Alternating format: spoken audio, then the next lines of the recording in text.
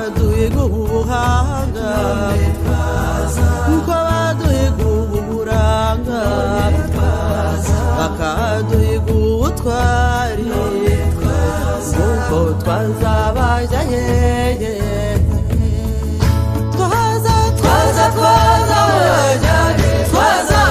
makwirwa hepfo twaza twambaye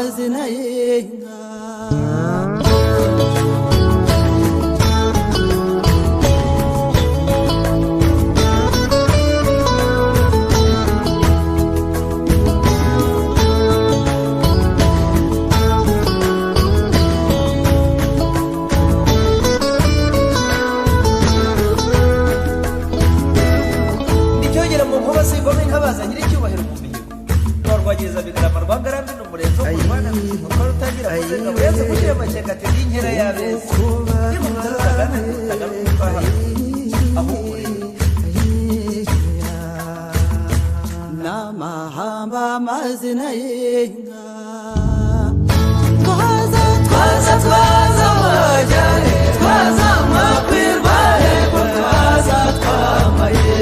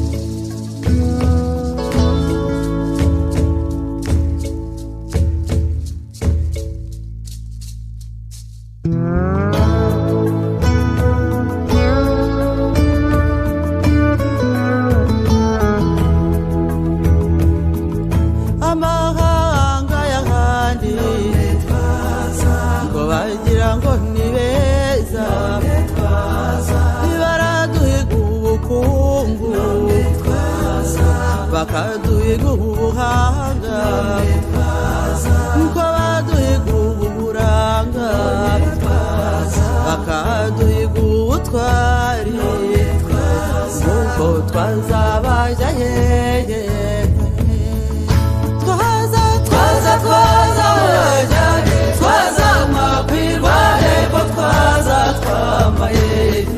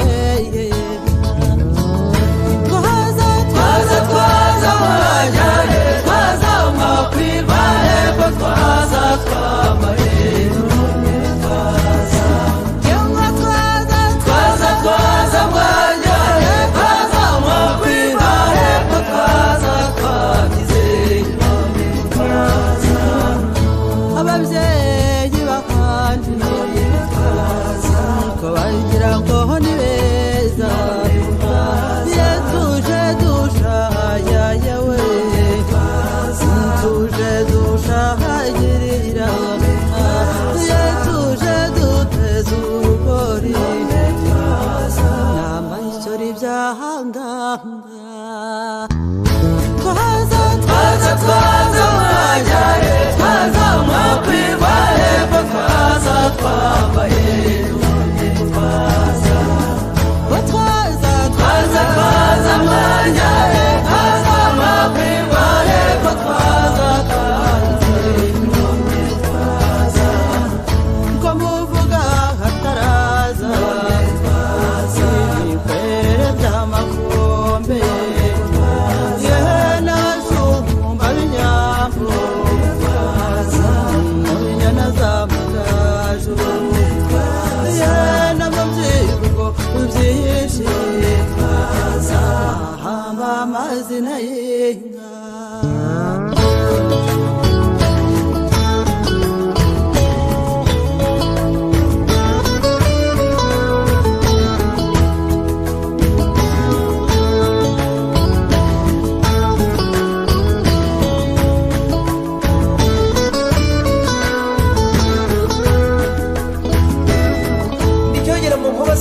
bazanyira icyubahiro mu mihigo norwagiriza bigarama rwangarambe n'umurenzo mu Rwanda mukora utagira kuzenga burenze gushyira amakenga ati n'inkera y'abeza y'umutuzo utagana utwaha ahubwo n'amahamba amazina y'inka twaza mwajyaye twaza mwakwirwa hepfo twaza twambaye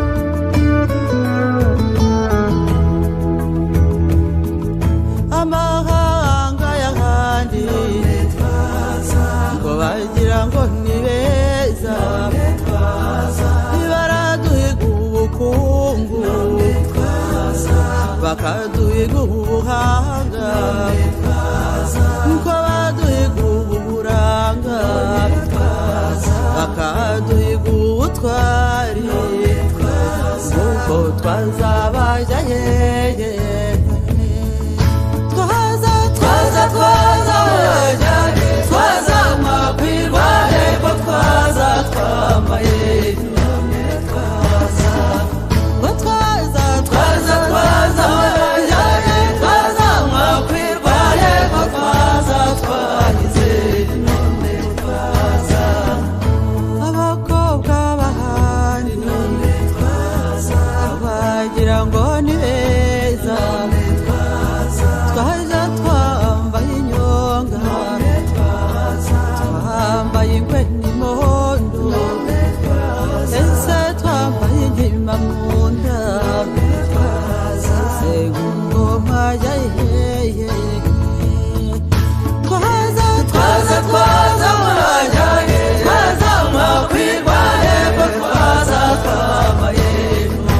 twaza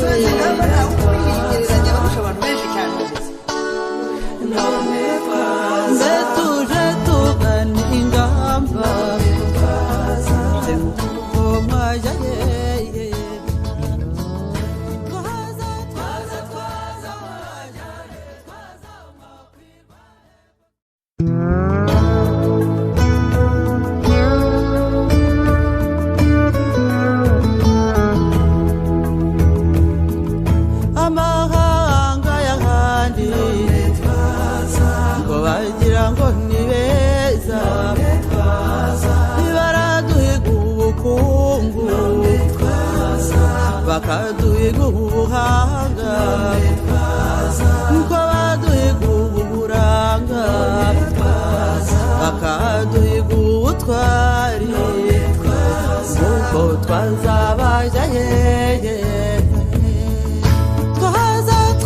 twazabajya twazamakwirwa hepfo twambaye none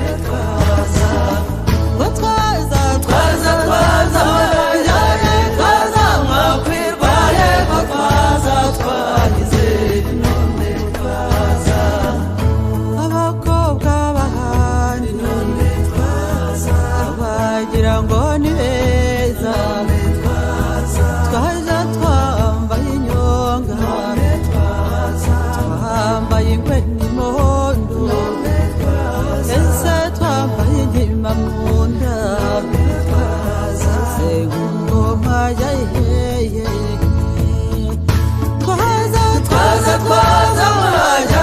twazamakwirwa hepfo twambaye none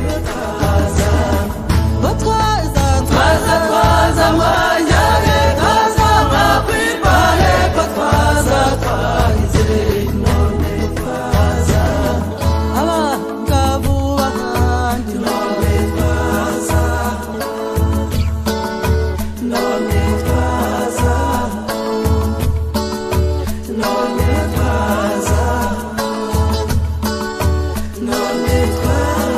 twaza dutera imbabazi dutemba hari umwazi ese duteza amaboko ubwo mwajya hehe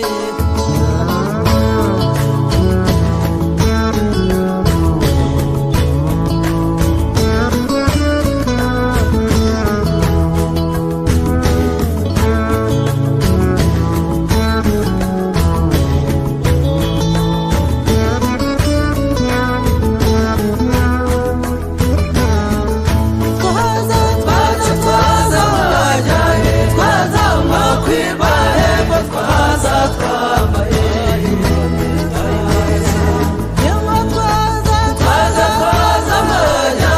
twazamakwirwa hepfo twagize none abahungu bahandi none bagira ngo ni twaza twambaye ingindi dutamirije ibitago iyo dusobetse imigani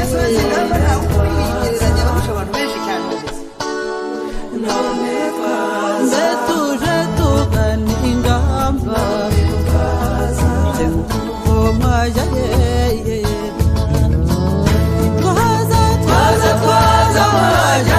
twazamakwirwa hepfo twambaye none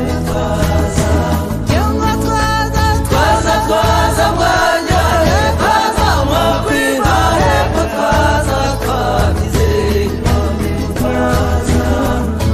ababyeyi bahandi none ko bagira ngo ni beza iyo tuje dushaya yewe tuje dushahagirira iyo tuje duteza urugori n'amayisori byahanganga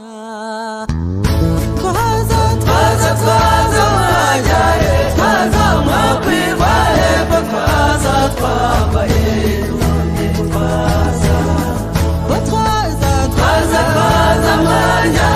twazamakwirwa hepfo twagize none ko muvuga hataraza ibikwerere by'amakombe n'abashumba b'inyambo mu binyana z'amagaju n'amabyivugo byinshi ahamba amazina y'inka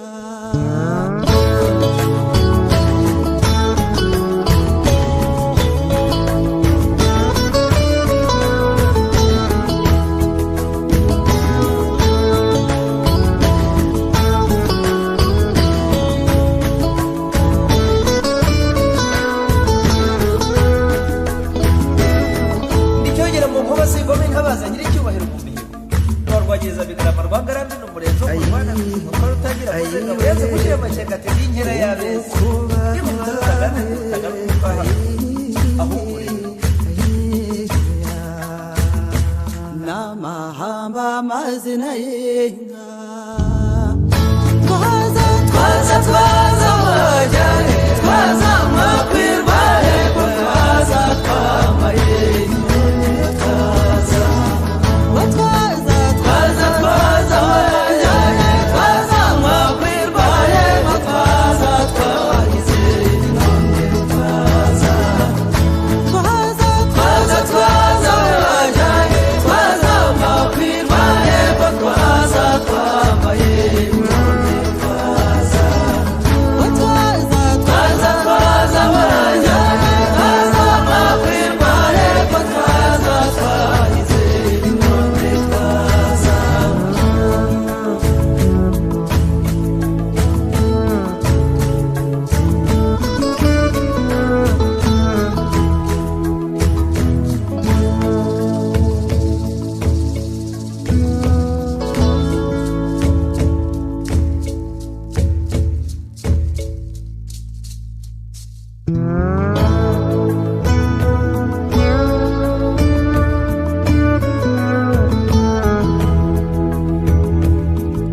amahanga y'ahandi ngo bagira ngo ni beza baraduhiga ubukungu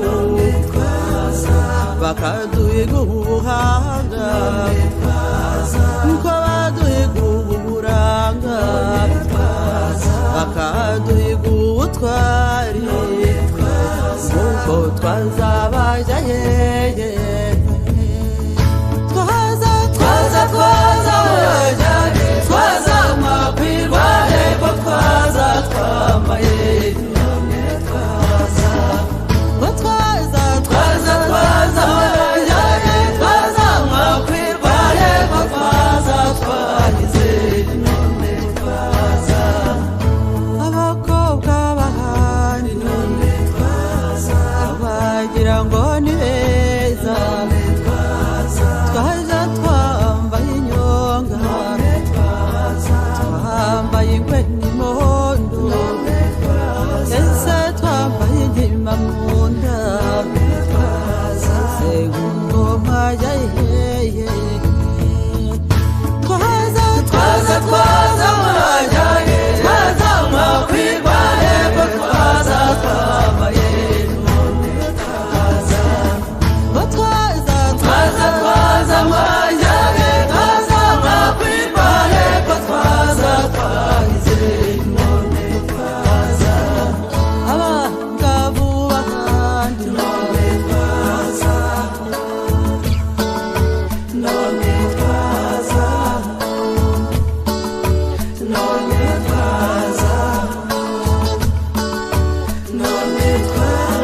twaza dutera imbabazi dutemba hari umwazi ese duteza amaboko ubwo mwajya hehe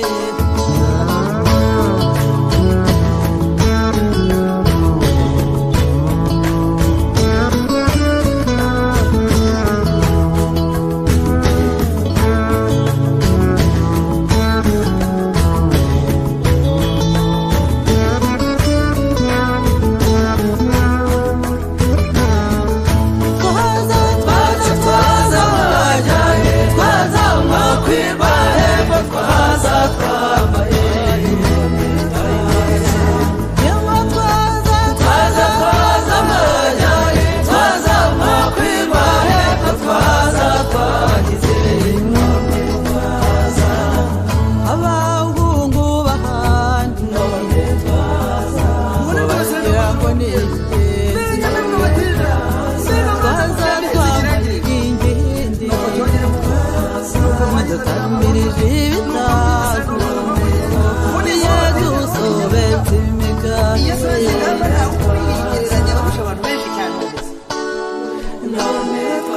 mbe tuje tugana ingamba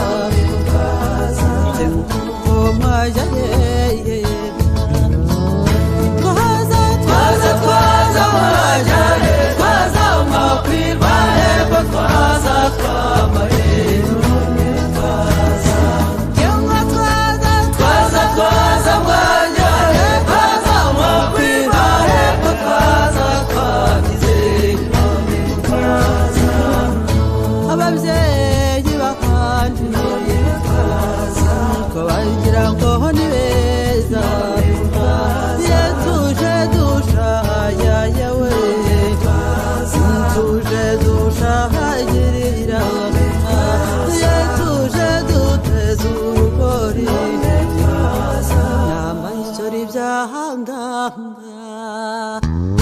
twaza mwajyaye twaza mwakwirwa hepfo twaza twambaye twaza mwajyaye twaza mwakwirwa hepfo twaza twaza ko muvuga hataraza ibikwere by'amakombe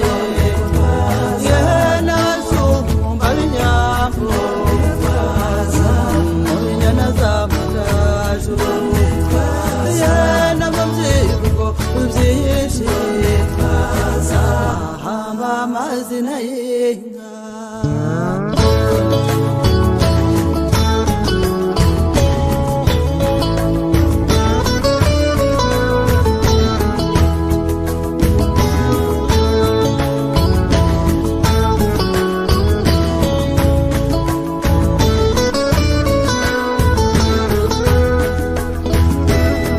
nicyogera mu nkuba singoma inka bazanye icyubahiro mu mihigo rwageza bigarama rwangarambe n'umurenzo wo kurwana kuko rutangira kuzenga burenze kugira amakenga atera inkera y'abeza y'umutwe utagana aho uri n'amahamba amazina y'inka twaza mwajyaye twaza mwakwirwa hepfo twaza twambaye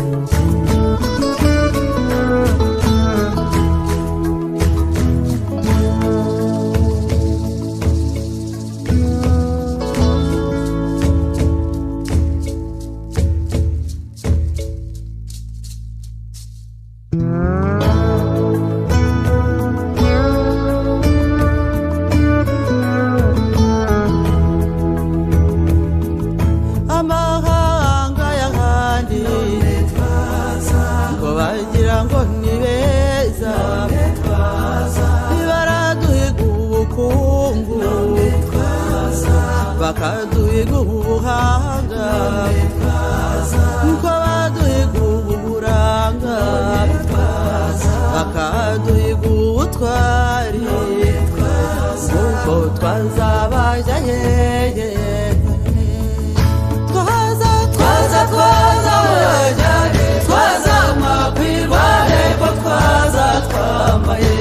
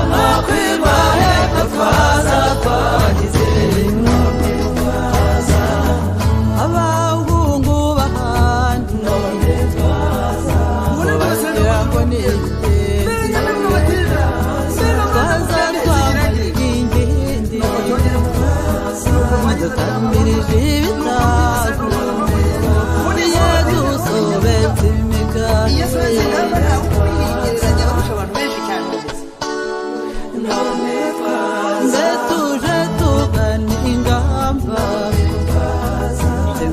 ngo mwajya yeye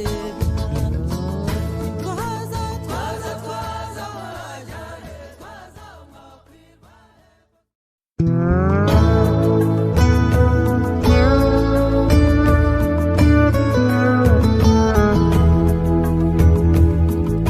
amahanga y'ahandi ngo bagira ngo ni beza baraduhiga ubukungu bakaduhiga ubuhanga nko baduhiga uburanga bakaduhiga ubutwaduhiga ubuhanga nko baduhiga uburanga bakaduhiga ubutwari kuko twazabajya yeye twaza twaza makwirwa hepfo twaza twambaye none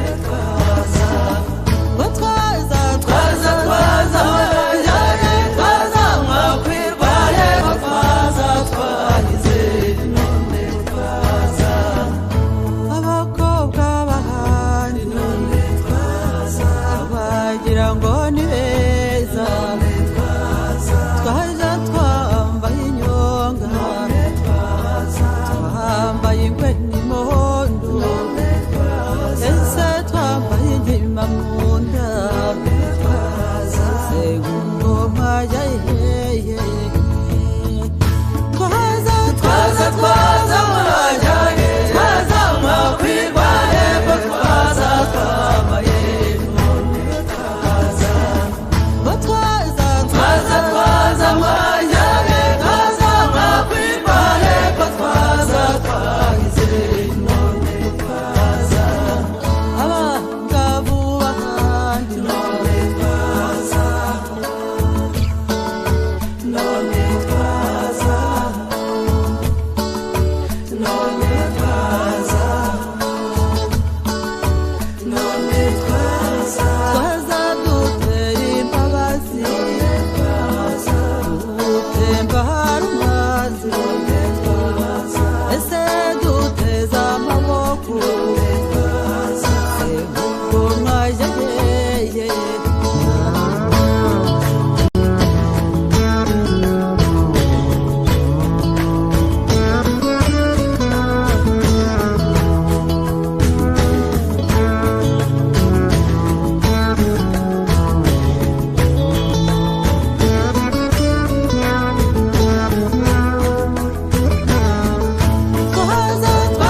twaza mwajya twaza makwirwa hepfo twaza twambaye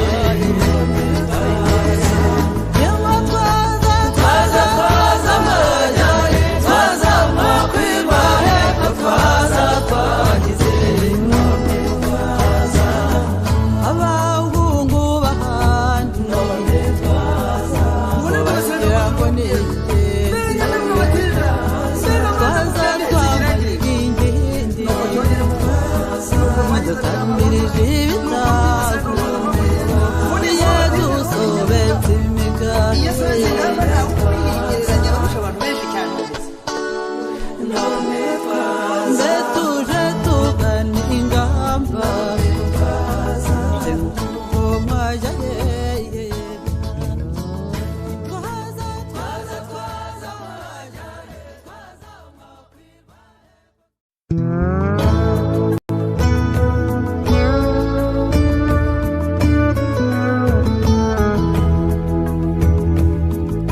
amahanga y'ahandi ngo bagira ngo ni beza baraduhiga ubukungu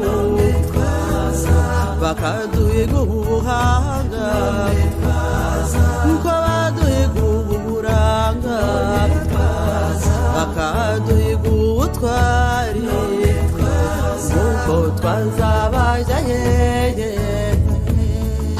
twaza twaza twaza wajyane twaza makwirwa hepfo twaza twambaye none twaza ngo twaza twaza twaza wajyane twaza makwirwa hepfo twaza twagize none twaza abakobwa bahandi none twaza bagira ngo ni beza twaza twambaye inyonga twambaye ingwe n'imondo ese twambaye inkima mu nda se ngoma yayeye twaza twaza twaza wajyaye twaza makwirwa hepfo twaza twambaye none twaza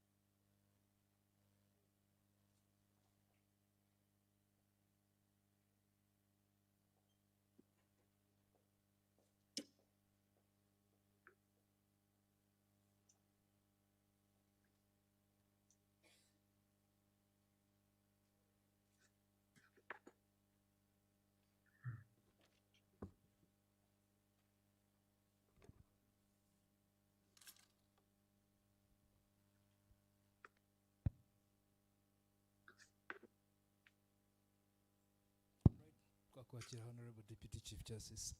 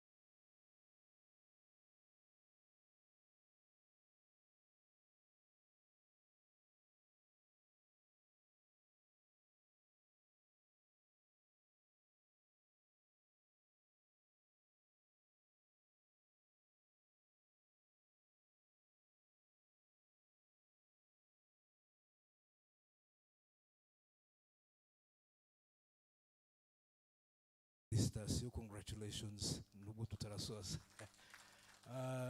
Mwakoze cyane, impamvu tuvuze ibyishimo byinshi kuri twe abakora aka kazi umunsi ku munsi. Twishimiye ko tugiye kongera kubona irindi tsinda ry'abahuguwe bafite ubumenyi bagiye gufatanya natwe mu rugendo rw'ubuhuza. Rero ni ibyishimo cyane, twese abari aha ngaha, cyane cyane na chairperson wacu wa advisory committee. Nkuko mubibona, dufite bagenzi bacu ndetse abarimu banyu mubona ku ikoranabuhanga batumva ikinyarwanda. Rero turaza gukomeza tuvanga indimi, turakoresha icyongereza n'ikinyarwanda aho bishoboka kugira ngo dushobore kugenda tumvikana neza kugira ngo n'abagenzi bacu badukurikire. Rero ndaza kubagezaho gahunda ariko mu rurimi rw'amahanga muri rusange. Susan, on behalf of everyone that is in the room, we would like to welcome you, and as has been saying, we're so happy that we are commencing the celebration of the graduation of the 12th intake of the mediation skills training program.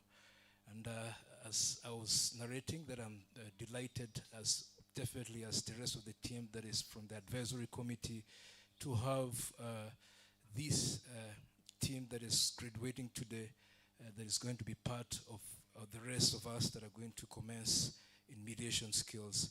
So without further ado, I would like to take you through on the program. We are going to have introduction of the intake by the coordinators of the program. We'll have you first. Probably they told me you have limited time with us on the line. Then after you, we will have Madame Bernadette, who will also come in to take us through the introduction of the intake. After that, we will have representatives of the graduates sharing lessons learned and a poem. We're told we have one of the graduates that was a poet or a poetess, I don't know, who's going to be taking us through a poem. And then after that, we will have the real occasion where the Honorable Chief Justice and the President of the Honorable Deputy Chief Justice will be conferring certificates on the graduates. Then after that, we'll be transitioning into speeches. We will have remarks, Mr. Bruce Edwards, I hope will be on the call by then. And then after, we will have remarks by the chairperson of the Court Mediation Advisory Committee, Chief Justice Emeritus, who's already in the room. And lastly, we'll also be having final remarks from the guests of honor, from the Honorable the Deputy Chief Justice in that sense. And then after, we will have a photo session. Because we're in a room that is a little bit construed with space, we'll have last with photo sessions with all the groups that have graduated today. So that is how the program is going to be running from now till the end of the program. So I would request the ITs to help us with the feedback. We have feedbacks that are coming from one of the screens so that we can follow up well. But before we commence, I would like to get thumbs up from Madam Susan, if you can, if you're hearing us well. The program is going to be running from now to I would request the ITs to help us with the feedback. We have feedbacks that are coming from one of the screens so that we can follow up well. But before we commence, I would like to get thumbs up from Madam Susan, if you can, if you're hearing us well. The program is going to be running from. I am. All right. Thank Can you you hear much. me, Harrison? Yes, we can hear you, please. All right. We will request the ITs to help us if they can minimize the sound. There's something that is coming up from the screens. If you're hearing us well. IT, please help us. I am. All right. Can you hear me, Harrison? Yes, we can hear you. Yes, we are doing. We do. Request the ITs to help us if they can minimize the sound. All right. Ndagira ngo abe kwikoranabuhanga muraza kudufasha kugira ngo aya majwi agaruka muri ukuntu muyagabanya. Yes, we are doing. We do.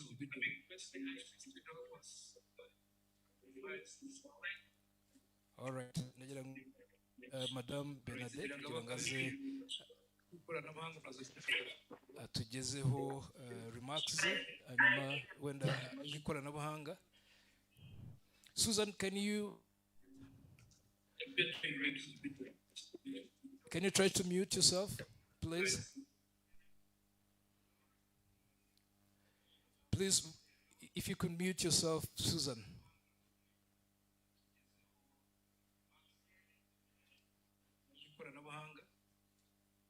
Susan, can you?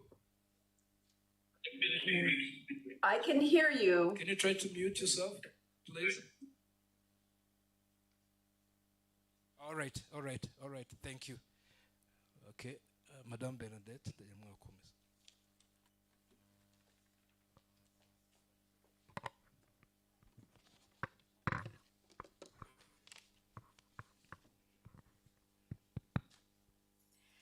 My Lord, our guest of honor, the chairperson of the Court Mediation Advisory Committee, our partner and friend Susan and Bruce Online, member of the Court Mediation Advisory Committee, Deputy Secretary General Rib, our distinguished guest, our graduate, good afternoon. It's a great pleasure to see you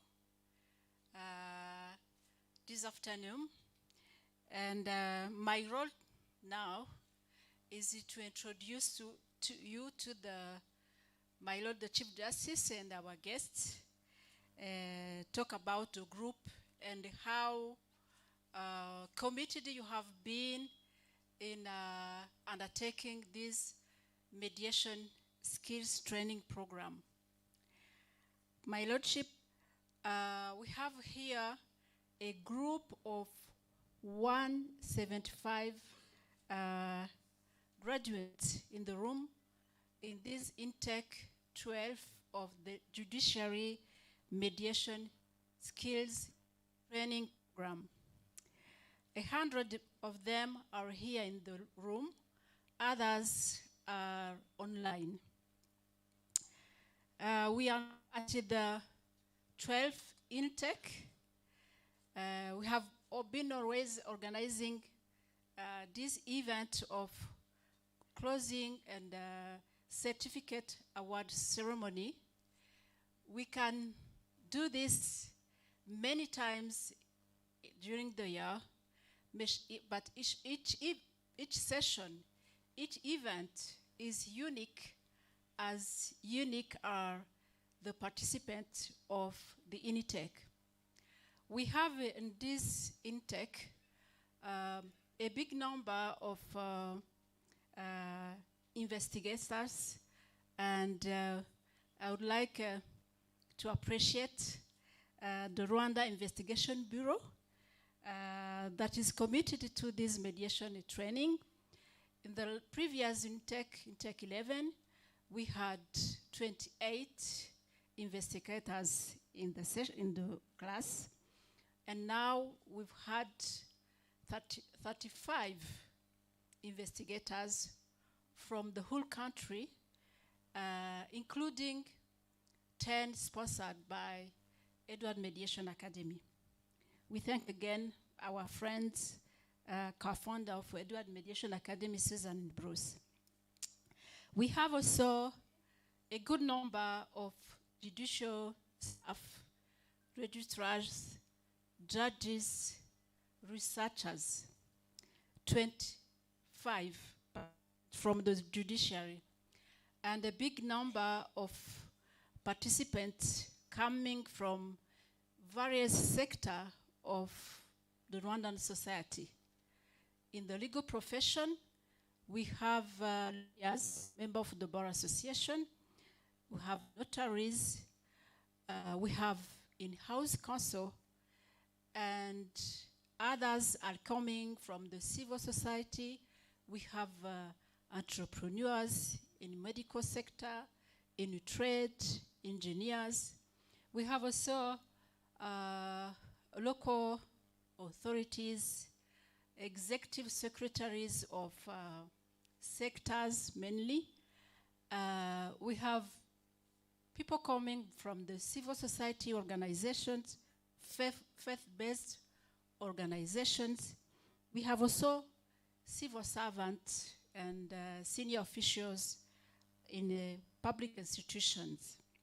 So it's a diverse group, and I can tell you they enjoyed coming every week on Saturday or Sunday, because it was an opportunity for everyone to share experience with others, to reflect on the justice in general.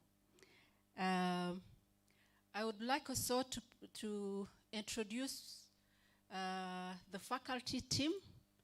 We have 5 facilitators for this program. Here in the room we have Dr. Sengimana, plutôt. Please stand up for recognition. He has been so instrumental. As many of you knows, I was away of the country because of the passing of my husband, and the team was able to continue the class until I come back. So we have also Consolata. Yeah. Others are not here. We have Justice Bernard Hategekimana coming from the military court, and Afande Jano Ruhunga, former Rebel Secretary General. And with this team, having this team has been very helpful because they come from different backgrounds and they bring in their experience, their insight, and every session is really very interactive. On methodology, we changed our approach. Every time we try to improve. In this class, we introduced what we call guided reflective journals. We invite our participants to talk about, to reflect on the skills they learn in each module and to try to contextualize those skills in the workplace context. And we received good feedback from many of you. Thank you once again. So thank you for your commitment to this learning. Thank you for having made all the efforts to come every weekend in this room or online and to share with others your experience, your knowledge, because the approach you are taking here in this class, we believe that we know that mediation is rooted in our culture. And we believe that each of you has somehow inner wisdom about mediation. Dushimimana Michelle, who is presenting a poem on mediation.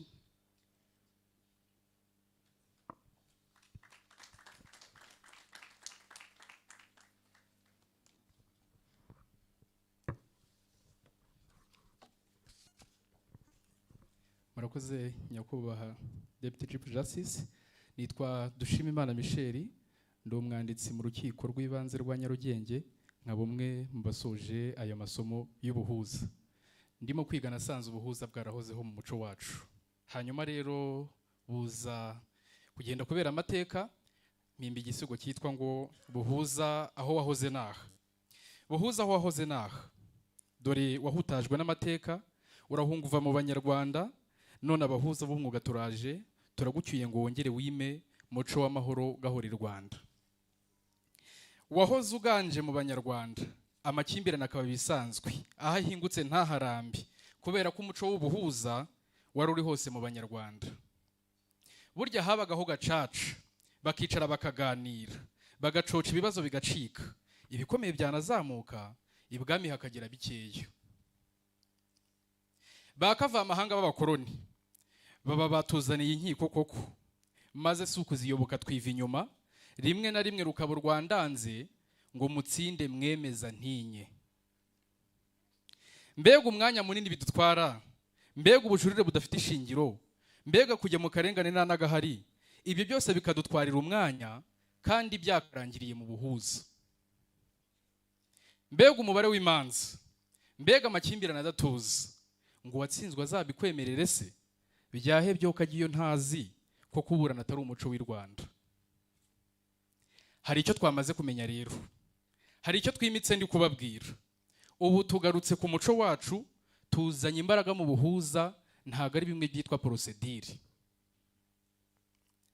Dore iyo niyo politiki, gukemura amakimbirane hatisunzwe inkiko, bizadufasha kubungabunga amahoro, bizadufasha kubaka ubumwe bwacu, bizatwongerera ubukungu. Burya uyu mwanya dutakaza mu nkiko uraduhombya, ntabwo ari ukubeshya. Makimbirane rero urabyumvi, hama hamwe tugufatiye ingamba. Ubu turi hose ngo tuguhoshe, widusenyera umuco wacu, widusenyera urwo rukundo, widusenyera ubumwe bwacu. Yego uzabaho turabizi, ngo ntazibana zidakomanya amahembe. Hanyuma se ngo igihe waje, kuki twategereza ngo rwemeje umurongo ukurikira ngo rutegetse? Turaje ngo dutangize ijambo ngo hashingiwe ku bwumvikane bwa, dusoze n'ijambo ngo iki cyemezo nikijuririrwa.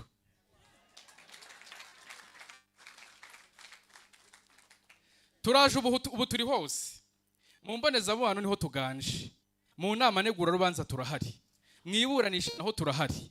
Tuziyambura umwambaro w'akazi, tubahuza uburaho kwirwa. Mu manza z'umurimo turahari, iz'ubutegetsi n'ubucuruzi, hamwe baburana amafaranga. Tuzababwira ko igihe ari cyo mafaranga, tubandikira ubwumvikane batahe makimbirane uburaho kwirwa. Mu nshinjabyaha naho turahari. Ese wigeze umenya VOM iyi yitwa Victim of Rwanda Mediation? Ngiyi intwaro karahabutaka, izatugufasha tuguhashye uwakoze icyaha n'uwagikorewe, bahoberane, baseke, basubirane, basagambe, urukundo rusagambi.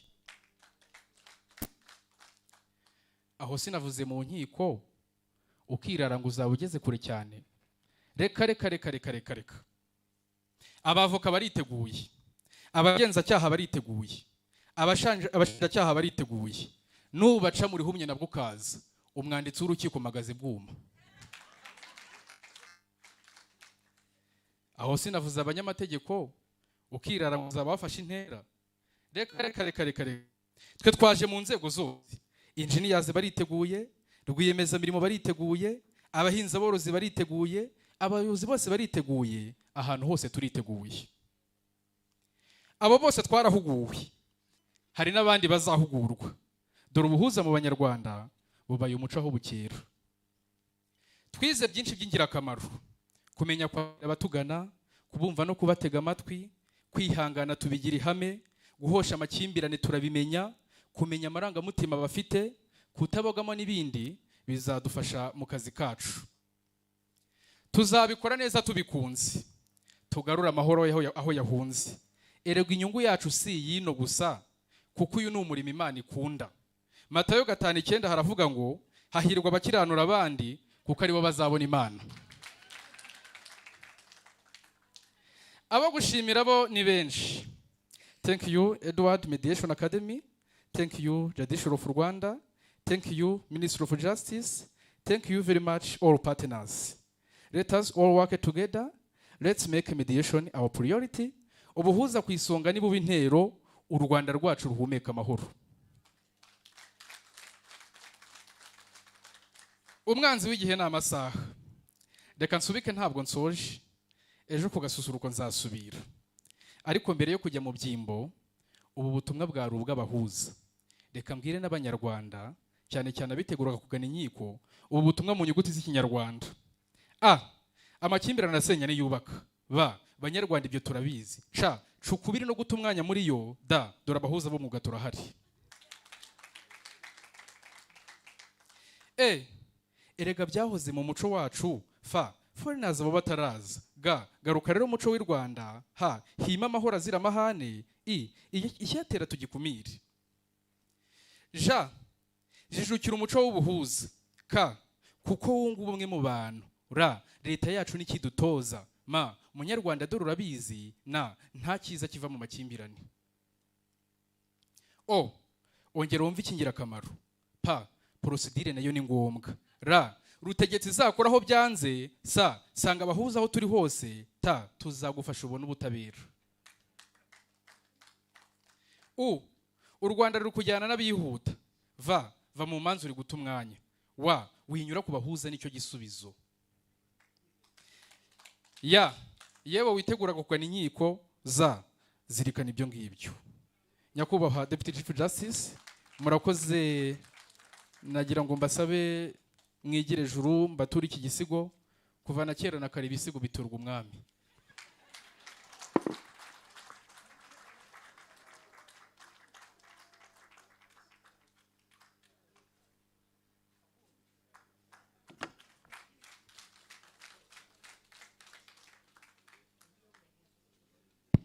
Mwongere mufashe tuhuze ibiganza dushimire cyane umuhuza w'umusizi.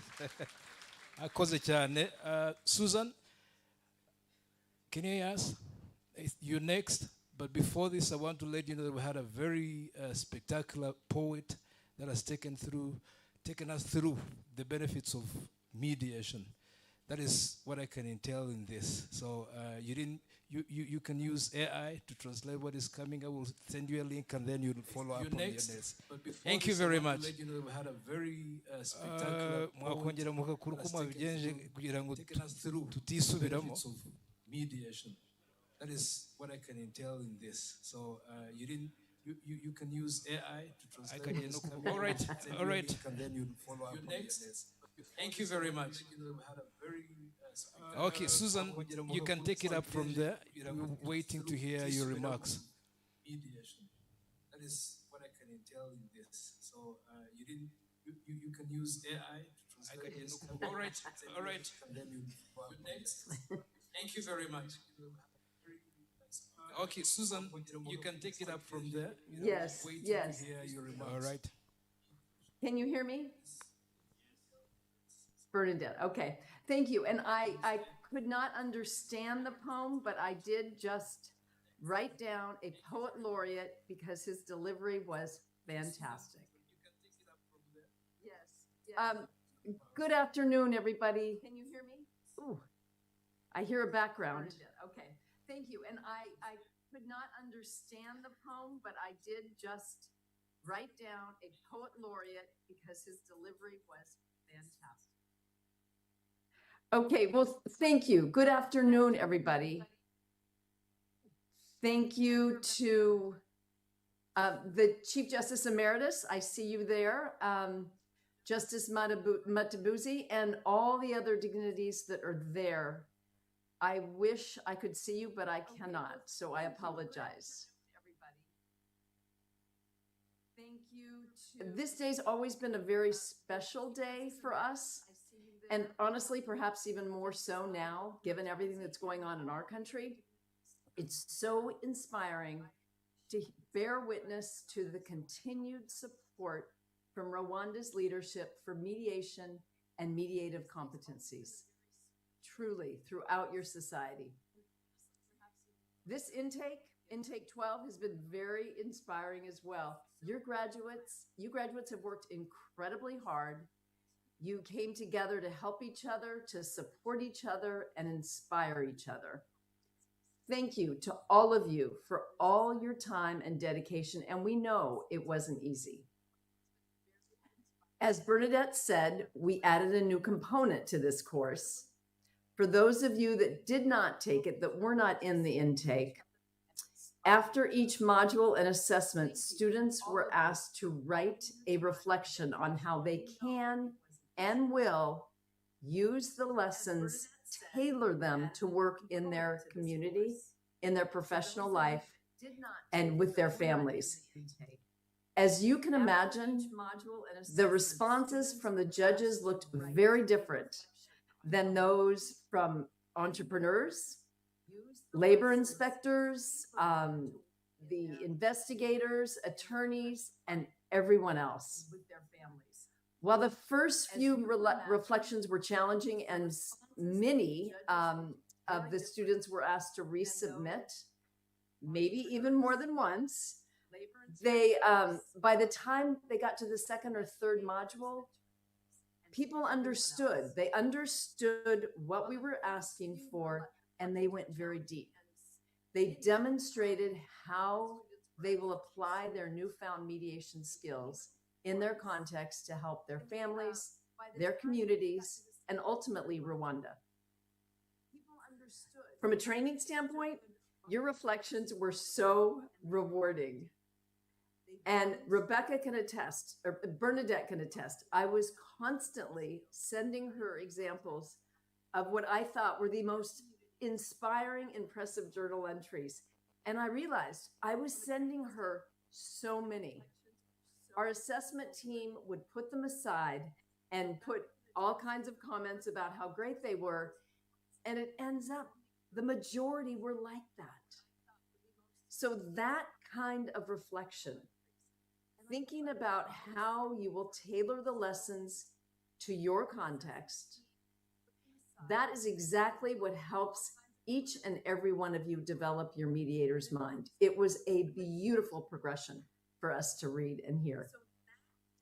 We did have some challenges with this intake, but it was inspiring for all of us at EMA to witness everyone stepping up to support one another. It was absolutely beautiful. I would like to extend, as Bernadette did, a huge thank you to all those that helped, the 5 facilitators. We could not have done this without you. And it was just so easy for us to feel like the program was going forward. It was beautiful. Also, the reflective journals. We had so much help with the reflective journals. And as you can imagine, with over 175 students, each submitting 8 throughout the course, that's a lot of journals. So we had unbelievable help. And I have to say one person in particular, Pastor Vincent DePaul, your enthusiasm, your commitment, and your calm, reassuring manner was so helpful, both to the students and to us. And then finally, a heartfelt thank you to our partner, Madam Bernadette, for your time, your energy, and your unwavering commitment to continually enriching this program for Rwanda. This program is what it is because of you. So to the students, to all of you, congratulations, you've done it. This is not the end of your learning journey. It's just the beginning, but we will be with you, and we hope to continue to hear from you as you go forward. So thank you very much. Thank you, Harrison. not the end of your learning journey. It's just the beginning. But All right, thank you very much, Susan. You can mute yourself, please, and follow on mute. Huh? Thank you so very much. Mwongere mumuhe. All right. Yabashimiye cyane ko mwabaye itsinda ryize neza. Nagira nawe mwongere mwiha amashyi n'abarimu banyu. Mwakoze akazi keza cyane. Murakoze mukomereza aho ngaho. Well, Madam Susan, as on the program, I was told that probably you'll be stepping out shortly. But I want to let you know that we have two representatives of the graduates that are going to share their journey. We have Pastor Augustine from the civil society, and we have Miss Jocelyn, a journalist that is also a Medicine graduate that is here. They're going to be standing in for the rest of the graduates, and they're going to be sharing their journey on how they saw this.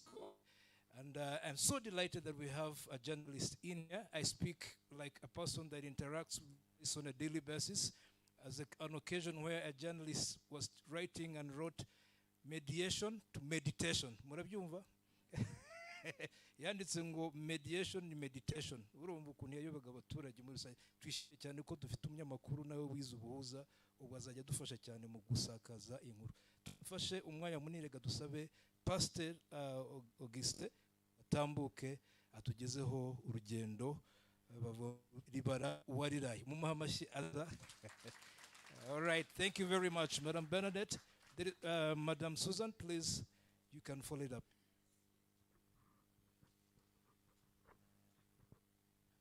Ngongeye kwirirwa. Nitwa Habimana Tabaro Augustin. Nahamagawe kuza gukurikirana amasomo ku buhuza bwunga. Mpagarariye umuryango witwa Community Based Organization for Peace Education ihumure ukorera mu karere ka Rubavu. Nkaba kandi ndi umupastori muri Eglise Evangelical Friends Church of Rwanda, rimwe mu matorero ari mateza imbere igikorwa cyo kwimakaza umuco w'amahoro. Nyakubahwa Chief Deputy of Justice n'abandi bayobozi mwaje kubana n'abanyeshuri bamaze amezi 3 muri aya masomo y'indashyikirwa, twayobowemo n'abarimu beza ndetse bageze ku rugero rw'ubuhuza, tubifashijwemo na Rwanda Mediation Academy. Abayobozi mwese muri hano, reka nsabe mu izina rya bagenzi banjye abanyeshuri bose twongere tubashimire, tubakomera amashyi tubashimire. Amahugurwa yaje mu gihe gikwiriye, kandi dushima ko inzego zitandukanye zatumiwe kubera uburemere buhari bwo gufasha abanyarwanda kugira umuco wo kwirwanaho bishakamo imbaraga zatuma bikemura ibibazo, kandi ibyo birashoboka kubera ko hashize imyaka myinshi twarabigerageje, kandi ibyo twagiye tugerageza byose niko byagiye bigenda neza. Twize amasomo menshi, ntabwo ndi buyagarure yose, uhereye muri convening session, opening session, negotiation, dusohotse turi aba professionnels, kandi turabibizeza rwose turi aba professionnels, turi abantu bafite ubunararibonye n'ubushake bwo gufasha inzego za leta, cyane cyane mu birebana no gufasha abaturage kumva ko bafite ubushobozi bwo kwikemurira ikibazo, kandi birashoboka. Twamaze kubona ko bishoboka, amezi 3 tumaze hano twabonye ko bishoboka. Mu masomo menshi twafashe, njyewe n'abagenzi banjye ndashaka gusubira mu bintu bitatu. Kimwe, abanyarwanda batwitezeho cyane cyane abafite ibibazo, ni ugutega amatwi neza, kuko hariho no gutega amatwi nabi.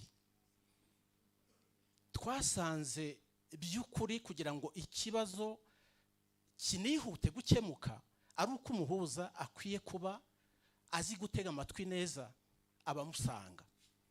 Ibyo bikamufasha gusohora amarangamutima ye yose ntacyo asize inyuma, bikamufasha gushyira ahagaragara ibyo yifuza, the needs, n'ibyo ashaka, the wants, hanyuma nk'umuhuza agahera kuri ibyo kuva mu ntangiro kugeza muri negotiations mu kurangiza nibura mu buryo bwihuse kubera ko yamenye neza cyangwa yagiranye urugendo mu marangamutima y'abantu yabateze n'amatwi bakaba bageza ahantu basohora neza bakagaragaza ibyo bifuza n'ibyo bakenera ariko cyane cyane ibyo bashaka ko twabafashamo kugira ngo ikibazo gikemuke. Twasanze nanjye ubwanjye ndimo ntabwo turi Imana wenda ishobora gukemura ibibazo byose, ariko dimwe ku bibazo bihari byaba ibizamuka bivuye mu kutumvikana, makimbirane yo mu rugo, makimbirane y'amasambu, ibintu byo guhemukirana, twasanze atari ukuzafasha gusa abatuje imbere, ahubwo twiteguye no kujya kuri tere muri sensibilisation. Hari abantu bagikunze imanza cyane, ibiganiro birakwiye mu muryango, ibiganiro birakwiye mu mudugudu, mu kagari, kandi abaturage bakumva ko bishoboka. Tuzamanuka rero kandi twarabyemeje. Ikintu rero kijyanye no gutega amatwi twabonye ko kizadufasha ibintu bikomeye cyane. Guhindura umuntu wamenyereye urubanza cyangwa gufasha umuntu wamaze kwinjira muri ndi bishoboka igihe kirekire bisaba kumutega amatwi neza.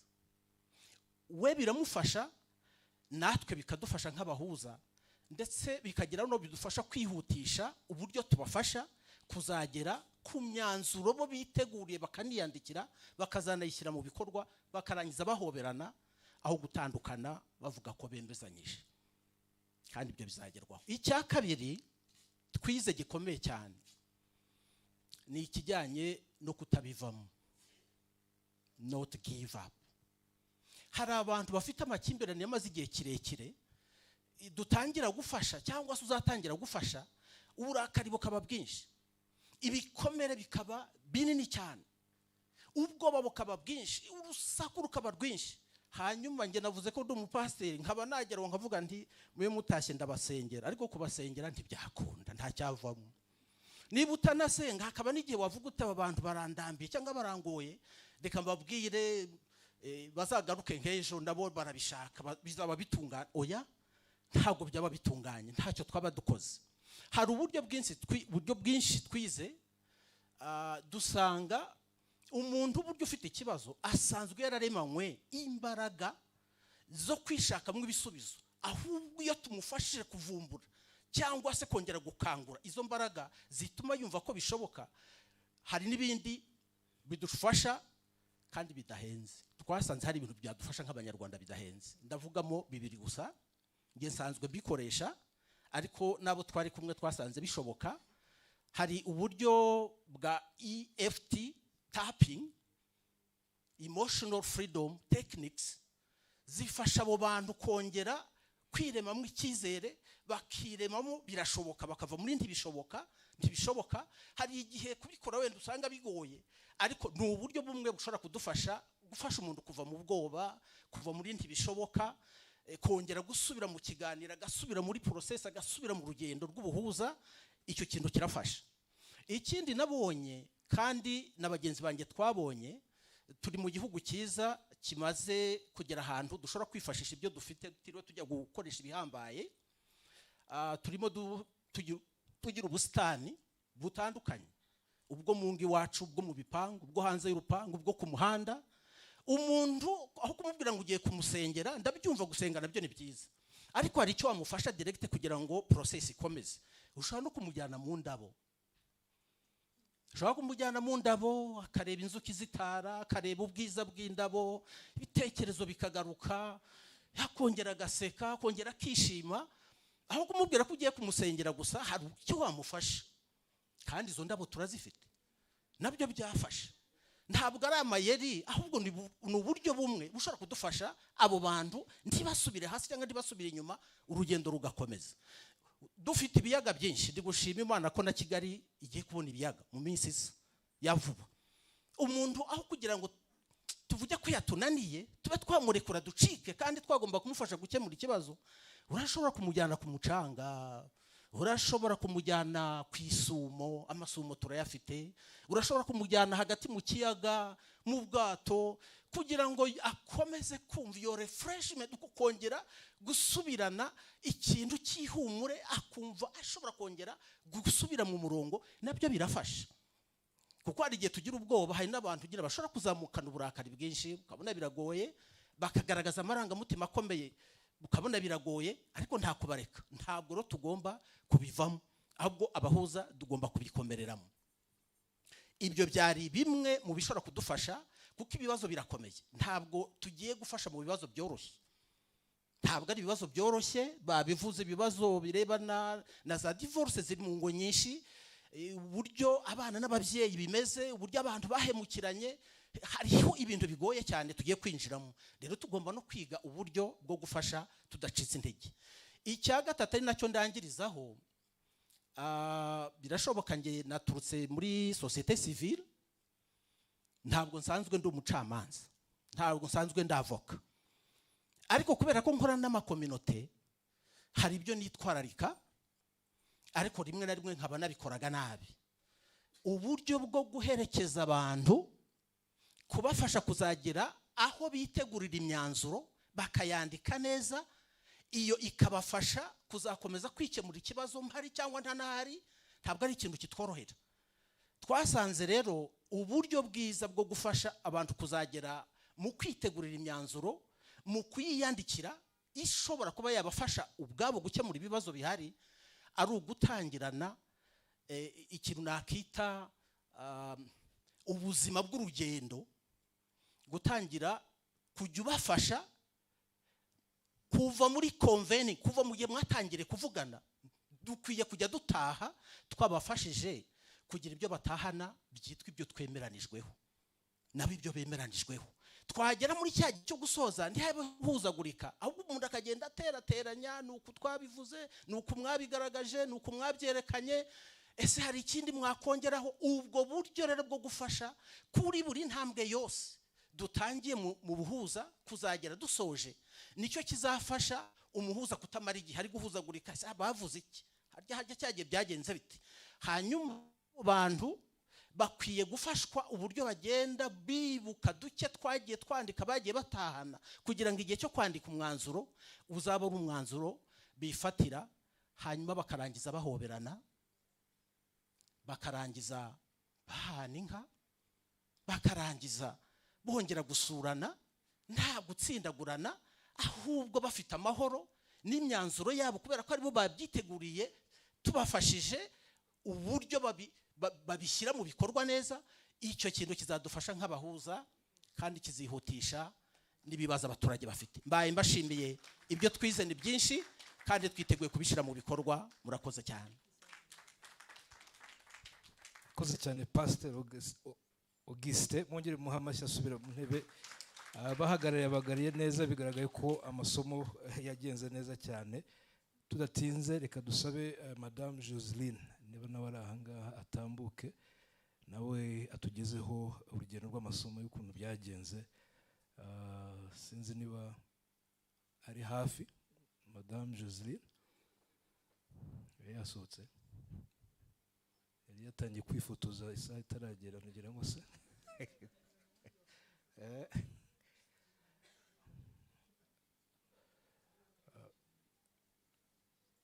Madame Joseline, turagutegereje ahangaha. Bambwiye ko wari watangiye akazi kawe k'ubunyamakuru, turagushimiye cyane. Umwanya nuwa kugira ngo tugezeho ukuntu amasomo yagenze.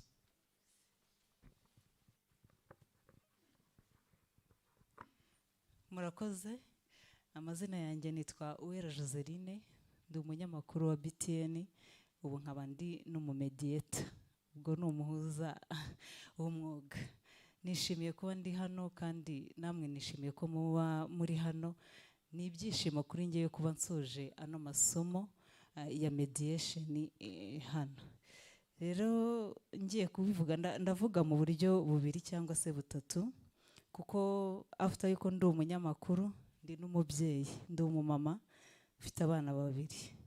Rero ubuhuza, mbere yuko nza kwiga ubuhuza, hari ibintu byinshi ntari nzi, hari ibyo nakoraga nko mu bijyanye n'itangazamakuru, ntabwo nari nzi uburyo nshobora gukora inkuru nziza cyangwa se nshobora gukoresha umuntu ikiganiro cyangwa interview, nkamubaza mu buryo bwiza nimba agize amarangamutima cyangwa se njye ngize amarangamutima, kumenya uko nabyitwaramo bikagorana. Urabona ubundi umunyamakuru ukora kinyamwuga, iyo ugiye kuri tele ntago ari byiza kubogama cyangwa se ngo uzane emotion cyane. Iyo uzanye emotion cyane icyo gihe urabogama, bigatuma udakora inkuru nziza nyine. Ubundi umunyamakuru ntago abogama, afata ahagarara hamwe agafata inkuru yuzuye. Mbere rero niga ubuhuza, nasobanukiwe uburyo bwo kumenya uburyo nakemura amakimbirane cyangwa nahuza abantu bafitanye ibibazo muri rusange. Hanyuma nsobanukirwa ko ndi gukora inkuru, hakaba umutima muri icyo gihe ngize amarangamutima, nkamenya uburyo nabikontorora. Ni iki kintera amarangamutima? Iki kintu nimba kinteye amarangamutima, nkaba mu kazi kanjye ndabigenza nte, ndabyitwaramo n'icyo kintu nkakimenya. Ku bijyanye rero n'imibanire, kuba ndi umubyeyi, iyo uri umubyeyi mu rugo usanga abana bagirana amakimbirane, namenye uburyo bwiza bwo kuba nabahuza. Namenye ko kuba umwana akosheje atari ukumukubita cyangwa se nkavuga ati no bibi.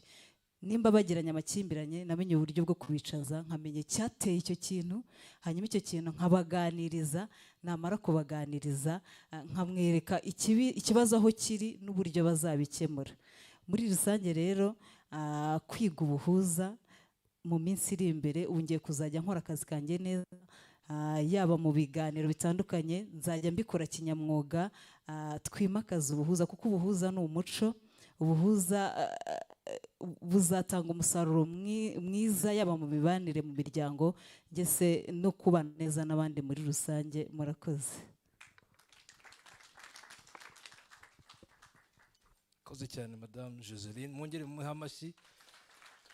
Gushimiye cyane ko abaye ndagira imfura mu banyamakuru, ariko si wo wa nyuma. Nabonye yaje aherekejwe n'abandi bakaregeye umari, ndi kubabona inyuma ahangaha n'abandi. Twizera ko tuzabona kenshi muri aya masomo bikomeza.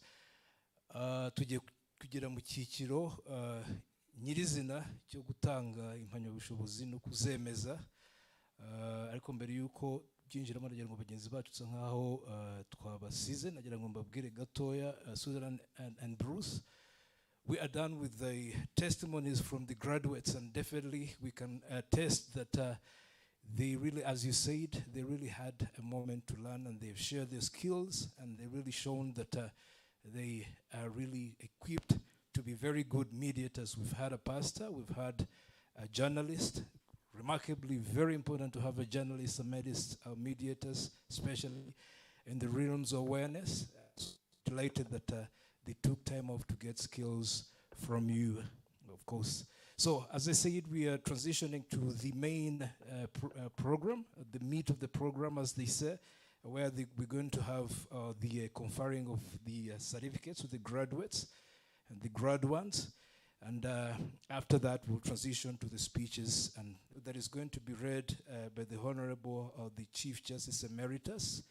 And for the benefit of our graduates, and especially the space that we have in our room, you'll be standing where you are, and then the Honorable Deputy Chief Justice, who is the guest of honor, will be conferring on you the certificate, and then you sit, and that way until we end all the entirety of the groups. And then at the end of the session, we will have, of course, group photos when the setup is really made up. All the graduates will have a moment to have a photo session with the guests of honor and all the guests that are in here this way. So please take time, and we will do it this way. Thank you.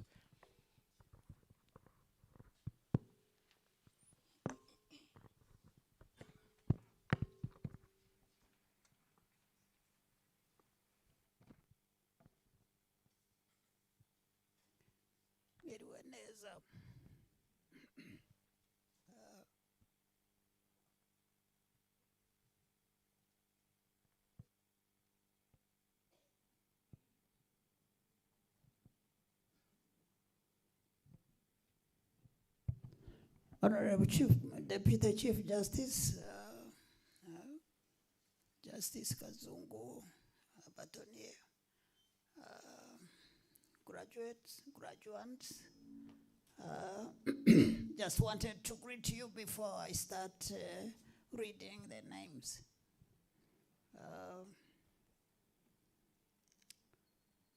Andrew Senombe,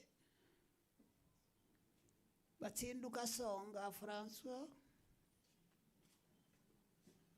Bagabo Egide, Butera Vianney, Batoy Yvette, Byukusenge Diogratias, Byukusenge Marie-Claire, Kandari Isabel, Dushimimana Michel, Gakara Yusuf, Gakwaya Karist, Gasana Wicheza Nicole, Gashuji Andre, Katera Eugene, Habanabakize Onesphore, Habimana Tawaro Auguste, Harerimana Pascal, Harerimana Sano Theogene, Hatari Laurence, Infrayabo, Ishimwe Marie Patience, Kabanda Emmanuel, Kagabo Wase, Kaneza Anik, Karanganwa Jean Bosco, Kairanga Karaveri Regis, Kaisanabo Fina, Nakaitesi Muhorakeye.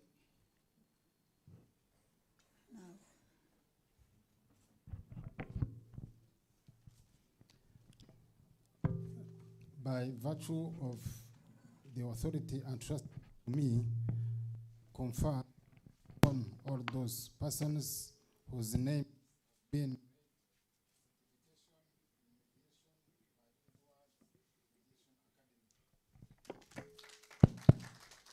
Thank you very much. Please be seated and congratulations. Thank you very much. Job well done. That was the first cohort. Then we'll have the second cohort that is going to be read by the president of the Bar Association. Batonier, please step forward.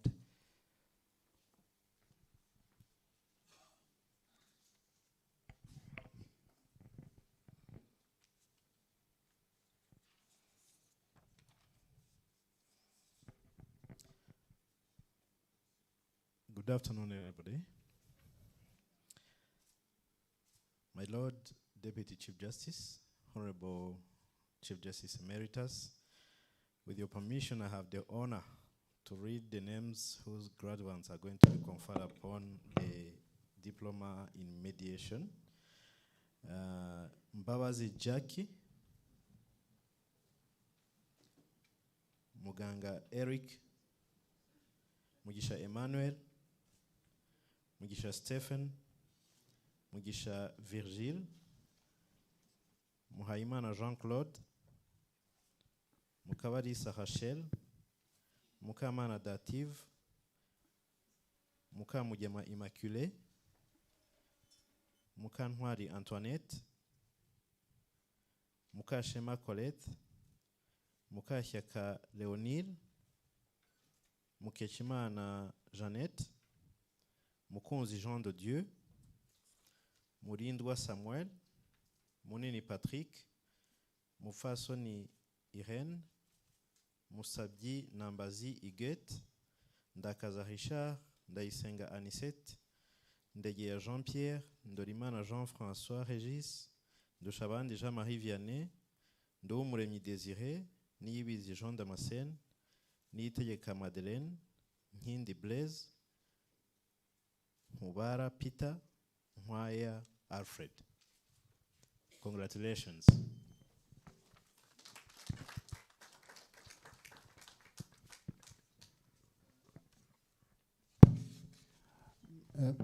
By virtue of the authority entrusted to me, I confer upon all those persons whose names have been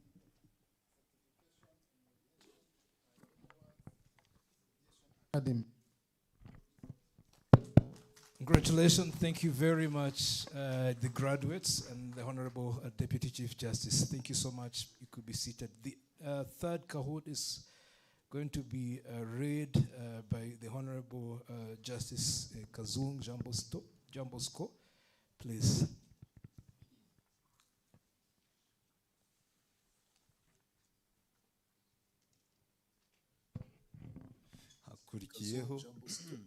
Hakurikiyeho Nsengimana Charles, Nsengiyumva Olivier, Ntabyera Emmanuel, Ntakirutimana Janvier, Ntihemuka Emmanuel,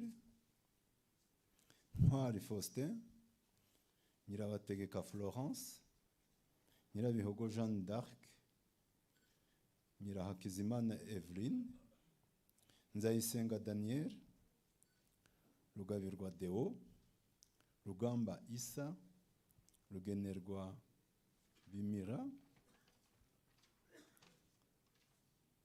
Rusembuza Gaspard, Ruyonza Denis, Ruzigamanzi Medard, Rwisumbura Martin, Safari Begumisa Théoneste, Safari Théogène, Shingiro Patrick, Siga Josué, Tamurere Solange, Umubyeyi Marie Chantal, Muhoza Belize, Umurerwa Marie Thérèse, Mutanguha Marie José, Mutoni Joséphine, Mutoni Wase Atanazi, Uwanyirigira Marie Grace, Uwase Kiberenge Marie Claire, Uwayisaba Florence, Uwayisenga Vivine, Uwera Emma Happiness, Uwingabe Honnête, Uwizeye Claudette, Uwizeye Diane, Uwizeye Mungu Honoré. By virtue of the authority entrusted to me, I confer upon all those persons whose names have been read a certification in mediation by Edward Mediation Academy. Thank you very much, and congratulations. Please be seated once again. Thank you.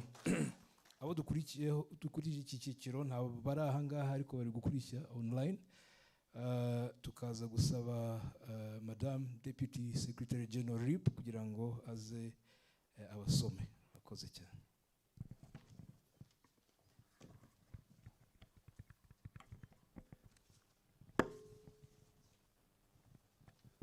Murakoze nyakubahwa Deputy Justice. Nanjye njya gusoma abagenzacyaha cyangwa abakozi b'urwego rw'ubugenzacyaha bitabiriye aya mahugurwa ndetse no kubakirira seritifika zabo. N'aba bakurikira hari Akimana Donata, Bateta Jeanne, Bayisinga Innocent, Gatoya Emmanuel, Habineza Modeste, Habumugisha Boniface, Harerimana Felicien, Harerimana Fidèle, Mazimpaka Alphonse, Mbabazi Justine, Mukamana Beline, Mukandahiro Jeanne d'Arc, Mukankaka Alice, Mukariyane Catherine, Murungu Placide, Murenzi Joseph, Ndamukunda Sylvestre, Nisingizwe Hélène, Niyonshuti Audace, Nizeyimana François Xavier, Sabimana Jean Damascene, Nsengiyumva Museveni Emmanuel, Ntirenganya Cyprien, Rutaro Herbert, Sezirahiga Theoneste, Tumusime James, Uwamurera Alice, Uwamurera Ange, Uwera Marie Jose, Uwihanganye Vincent na Uwingeneye Jean Pierre. Murakoze. By virtue of the authority entrusted to me, I confer upon all those persons whose names have been read a certification in mediation by Edwards Mediation Academy.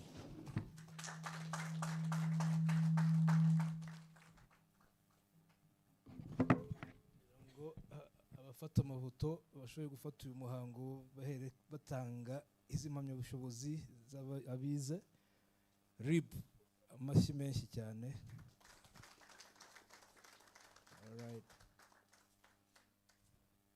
All right, thank you very much.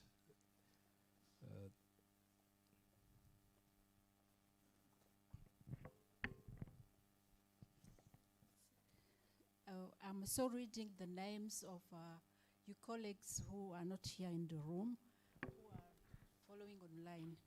Bajeneza Emmanuel, Dusengimana Jean Damascene, Habyarimana Marcel, Harindintwari Jean Claude, Hitimana Ruboneza Philippe, Hodari James, Vincent de Paul Kabarisa, Kagibwami Janvier, Kato Denis, Kayigirwa Viateur, Kubwimana Jean Claude, Alphonse Manikuze, Manirakiza Claude, Mudasaya Darius, Mukabayire Nkeza Beata, Mukankunsi Mart, Munyemana Aimable, Donat Munyankindi, Murererehe Sauda, Mushongayire Alice, Mutabazi Kavutse Claude, Jules Mutabazi, Muvunyi Yves, Innocent Muvunyi, Ngabonziza Jean Claude, Ngendahayo Kabuye Jean, Gisele Niyonshuti Kiza,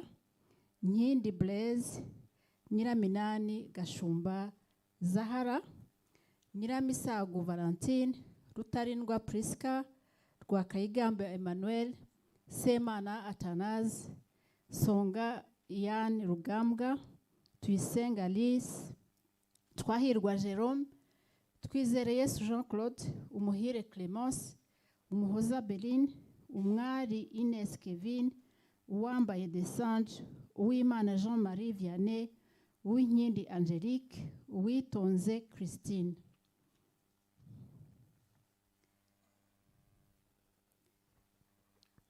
By virtue of authority entrusted to me, I confer upon all those persons whose names have been read a certification in mediation by Edwards Mediation Academy.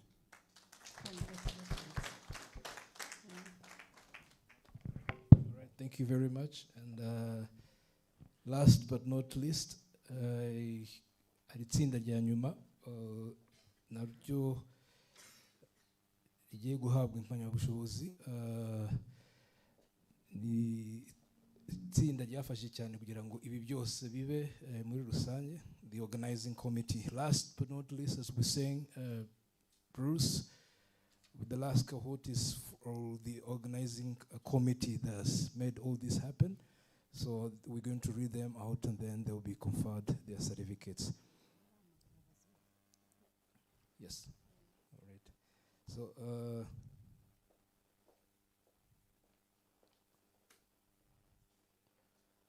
all right, when we call you, step forward and you go directly at the high table that you could be handed over your certificate. We have Rugero Sharire Bavari. Big hand, please, as he comes, please. Thank you. Congratulations.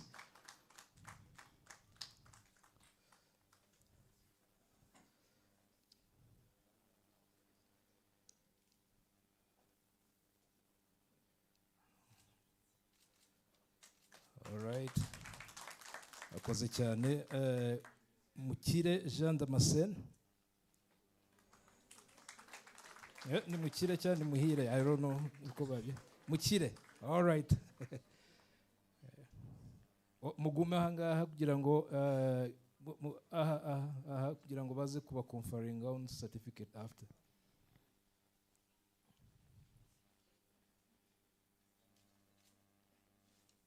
All right, congratulations. Thank you very much. Barikana Eugene. Congratulations. Amashyi.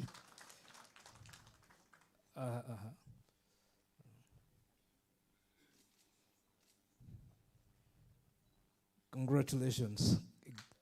Place a hand, as a hand. Uwera Joseline.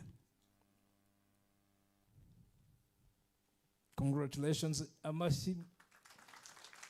Bakoze akazi gakomeye cyane kugira ngo ibirori bigende neza uyu munsi, bakwiriye gushimwa. Congratulations, a hand clap. Begumisa Taone Safari. Congratulations, a hand please. Keep your hands going until they get to your place. All right.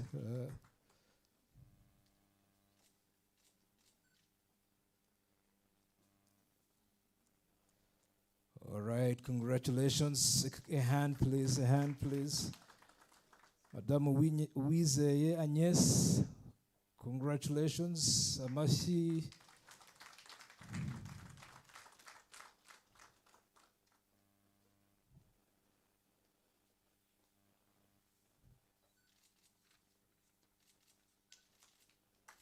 Congratulations. And lastly but not least, Nyira Muzima Odette. Arahari? Yego. A hand please as she comes. Please, please.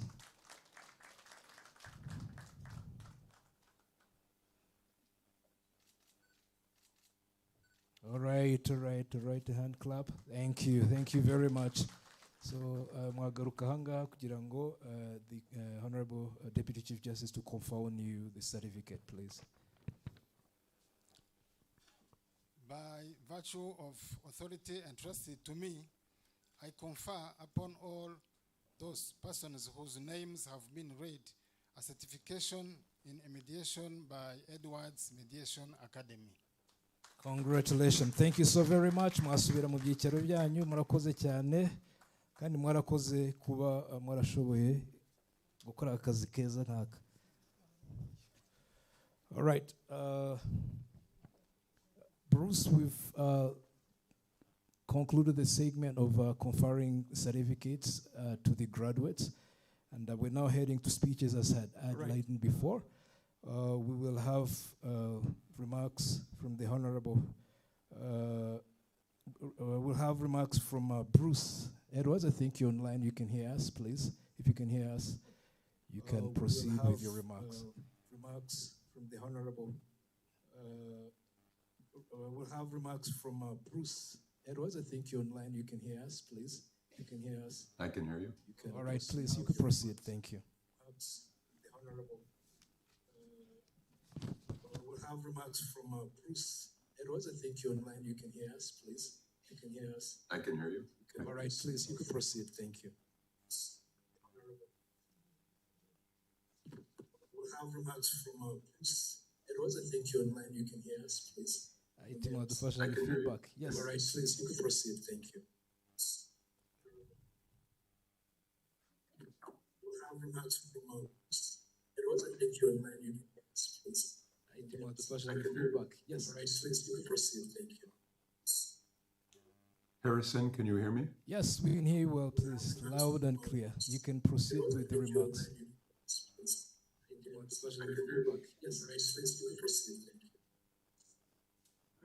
Harrison, can you hear me? Yes, we can hear you well, please. Loud and clear. You can proceed with the remarks. Thank you. It's an honor and a privilege to be with people today. I'm sorry I cannot be with you in person. The Honorable Deputy Chief Justice, to the Honorable Chief Justice Emeritus, dear friend Sam Regege, to the Honorable Judges in attendance, to the President of the Bar Association, and to Brother Harrison and Sister Bernadette, all of my dear friends and colleagues, I welcome you and congratulate you on this joyful day. You have taken the first and perhaps most important step in a lifelong journey, my dear friends and colleagues, making the world a more peace-filled place. For that, I humbly thank you. Taking the first One month ago, I was giving a speech at a mediation summit in Dubai, UAE. 2 weeks later, safely home, I watched in horror on the TV screen as bombs fell in neighborhoods that I was walking in and airports that I traveled through on my journey.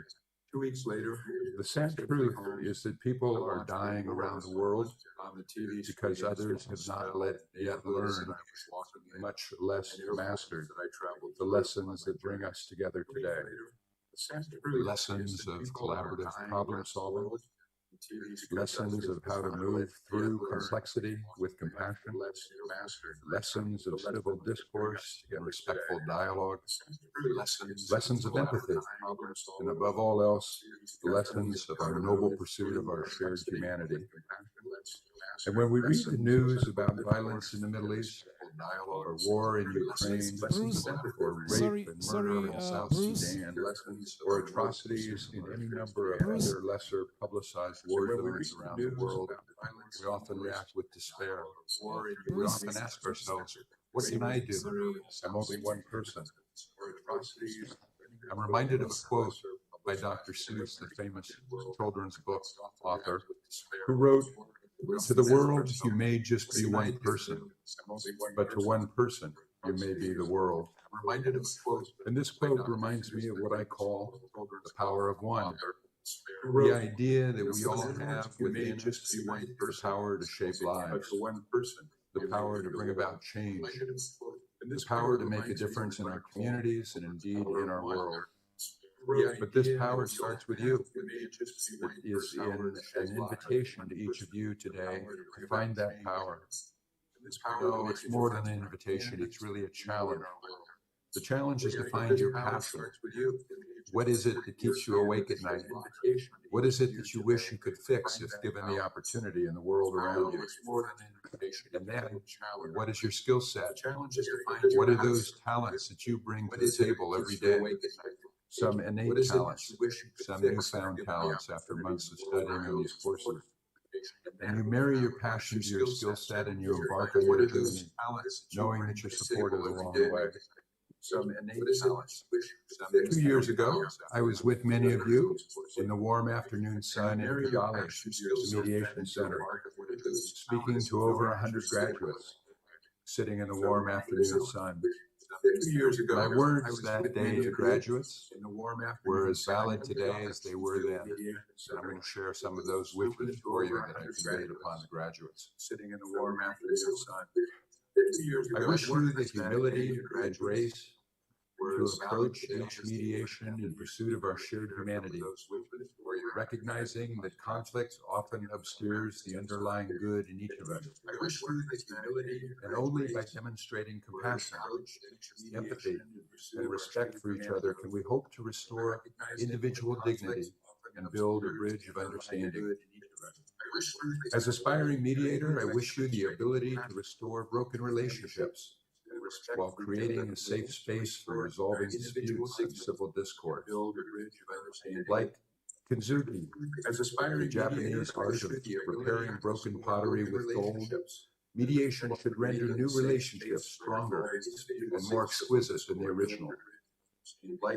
I wish you the ability to share your light into the dark corners of conflict, raising awareness about the underlying needs and interests of those often unmet needs that remain in the shadows. And by elevating these discussions, may you help disputing parties shift their focus and just maybe leave the disputes with a transformed perspective. I wish you the ability to keep your own ego in check as you celebrate the almost sacred opportunity to be invited into someone else's dispute.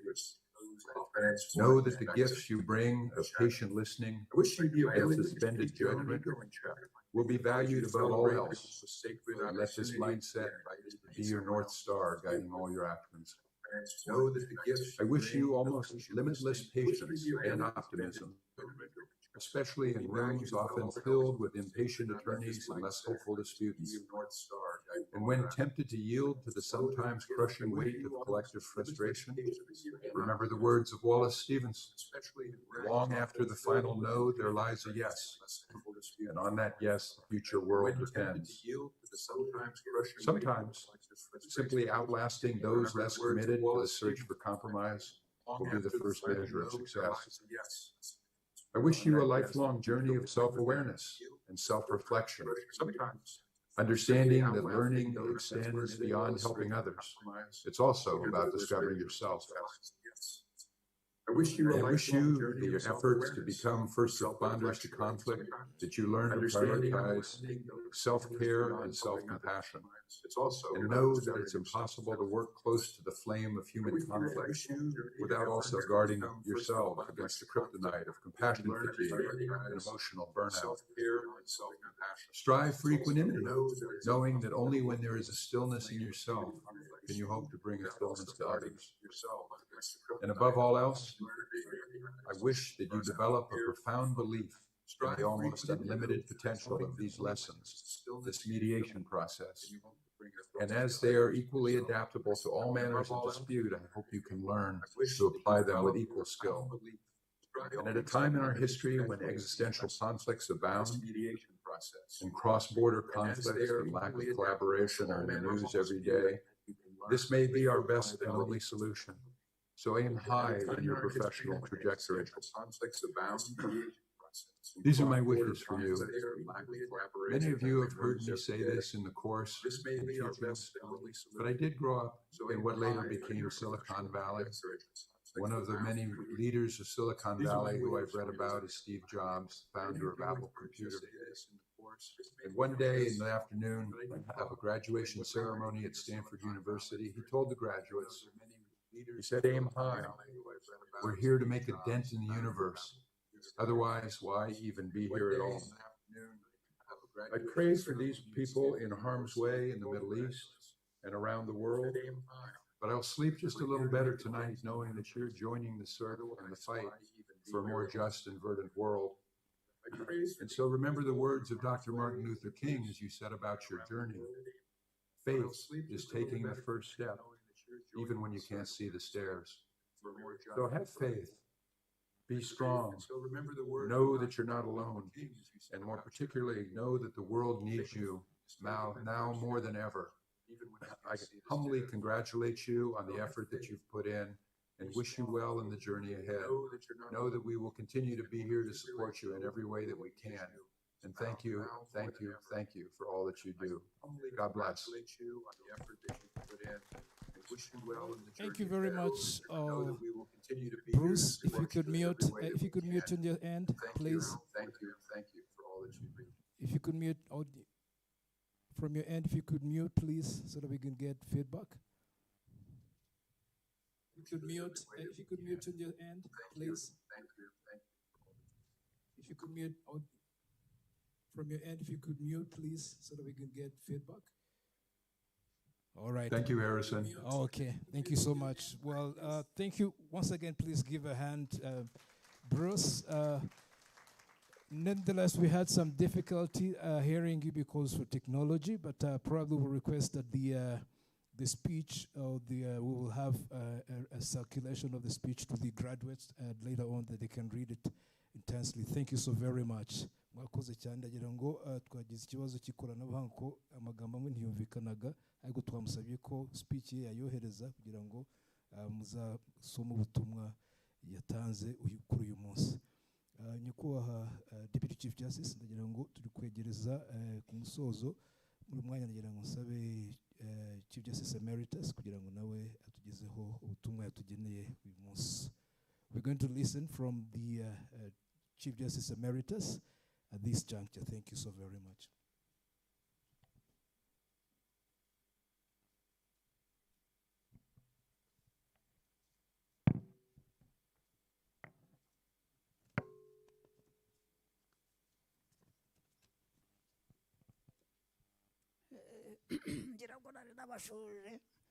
But to recap, Honorable Deputy Chief Justice, Justice Kazungu, our friends Susan and Bruce down in San Francisco, Honorable Baton here, I don't see him here, I think he's disappeared, members of the Mediation Advisory Committee, I greet you and I'm happy to be here to participate again in this graduation ceremony. Again, I apologize for my poor voice. I hope you'll hear me. First of all, I want to congratulate the trainees who are graduating today to be professional mediators. I also want to congratulate Madame Wicheza as the facilitator of this training program. And I want to once again thank Bruce and Susan for continuing to support Rwanda in making mediation a mainstream dispute resolution mechanism. I also congratulate the graduates once again for choosing to be mediators, for choosing to be peacemakers and peace enablers. I think one of your representatives said quite a bit about the role of the mediator as a peacemaker or as a peace enabler. Mediation as an amicable resolution of disputes is focused on reconciliation and harmony in society and in repairing relationships. Disputes are disruptive, both in terms of business relations and personal relations, family relations, neighbor relations, but all this can be resolved through mediation, through discussion. So this will have an impact both on people's personal lives, in community, and in the country's development and socio-economic progress of each and every one. Rwanda has chosen peace. We all know what problems we went through in the past, especially with the 1994 genocide against the Tutsi, which divided families, divided communities, and the country. But we have chosen to move away from conflict and focus on unity, reconciliation, and social progress together as a society, together as Banyarwanda. So we continue to push for peaceful means of resolving whatever disputes we have. That is why in our supreme law, the Constitution, we say that we are committed to resolving our disputes through dialogue. and through agreement gukemura ibibazo byacu mu bwumvikane, mu biganiro no mu bwumvikane busesuye. That is also why we have other forms of dispute resolution, our abunzi, our family councils, umugoroba w'ababyeyi, and all these other mechanisms are aimed at bringing about peace and keeping our society harmonious. So we have recently passed our ADR policy in 2022. We have the National Strategy for Transformation 2 of 2024, both of which emphasize the direction of our country in resolving disputes through dialogue, through mediation, through pre-bargaining, victim, offender mediation, and so on. All this to keep us in peace and to cooperate for our development. And of course, you've noticed that our leadership in all sectors is behind us. It's behind the policy of mediation and other forms of alternative dispute resolution. His Excellency the President has talked about this, that we should try to resolve our disputes before we go to court. The Honorable Chief Justice has on several occasions called upon judges, prosecutors, and lawyers to cooperate in resolving disputes amicably. The Minister of Justice also has on several occasions called on especially his team as the government advisors also to prioritize mediation and resolve disputes through mediation so that they save time, they save government money, and also make sure that the society is harmonious.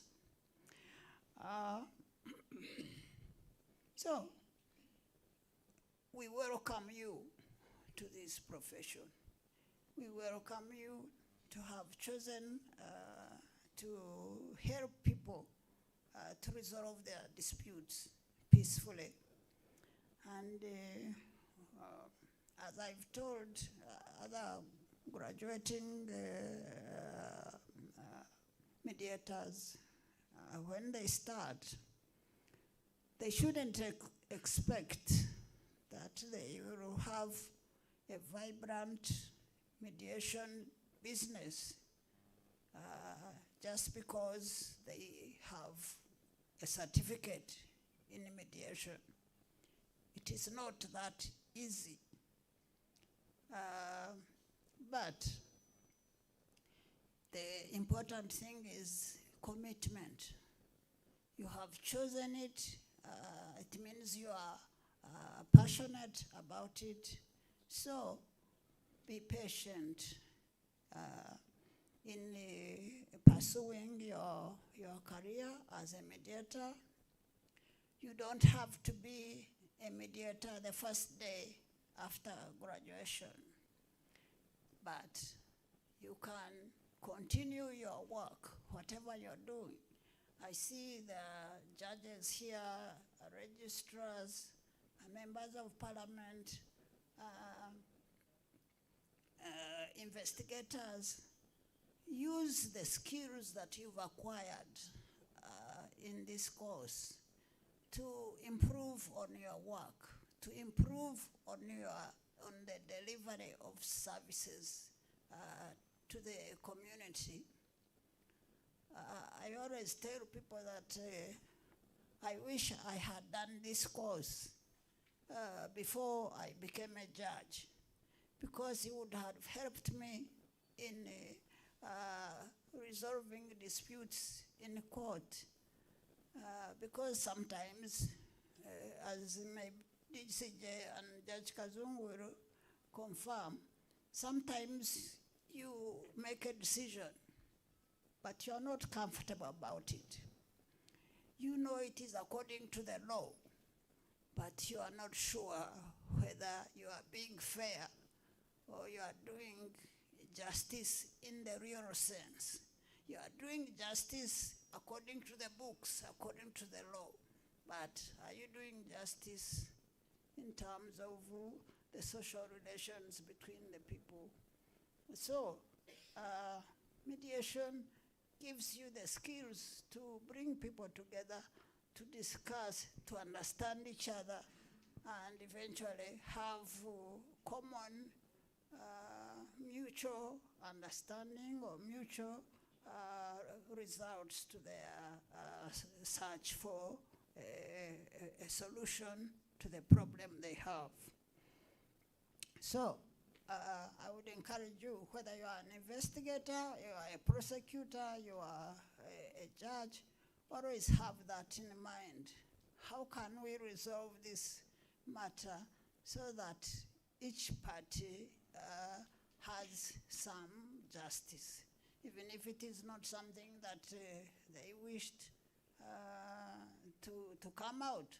At least it is something that they can live with. Yeah, so be patient, and eventually it will come.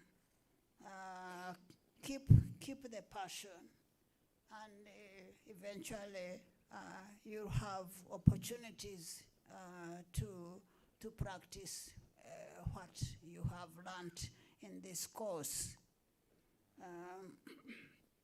Your focus should be on helping people resolve their disputes quickly, effectively, in private and in confidence, with less stress.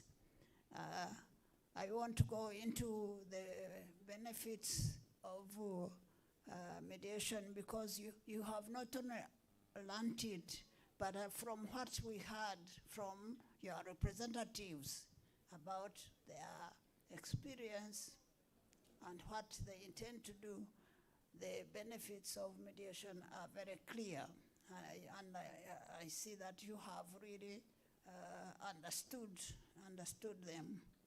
Yeah, so, but one thing one would also emphasize is integrity. Integrity is important in everything, but even more important in mediation, because you have two people before you, they trust you, and they hope that you'll help them to come to a solution. So,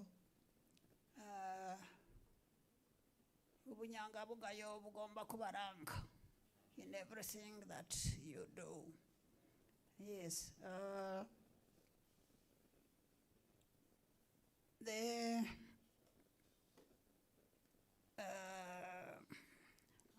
We have our members of the committee here. As you heard, I'm here as the chairperson of the mediation committee. We are always here to assist you when you meet any problems in your work. You can always contact us, and then we'll see how to resolve that problem. But also remember, if you don't behave yourself, notifata neza mu buhuza, somebody is going to report you to us, and we have to consider whether you should continue to be a mediator or we remove you from the role of mediators. Yeah. There is also the new Institute of Mediators, the Rwanda Institute of Mediators, which has been created last year, which brings together all the accredited mediators. So I would urge you to join it. One of the purposes of that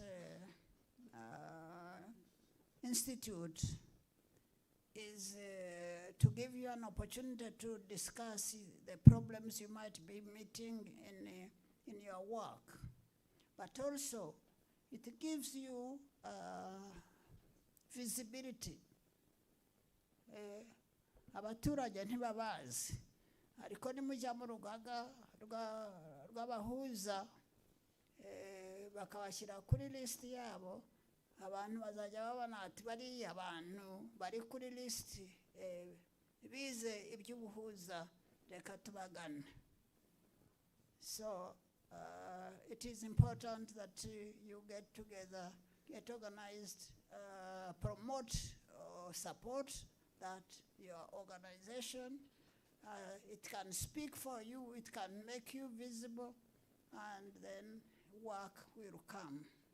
And also, it will show that there is an institution, a body that can discipline mediators in case they misconduct themselves. That is another important thing. Another thing, I think Susan mentioned it, that you should continue to improve your skills and your knowledge of mediation. This is only the basic course. What I've realized is that besides gaining experience or getting better as you have cases, you also have to keep learning. There is a lot of material on the internet. I am always checking the internet for the latest discussions, or when I am faced with a problem that is new in mediation, I go to the internet, I search, I learn from the internet. So don't think that because you have a certificate, you are done. Continue as much as you can, reminding yourself and learning more and more.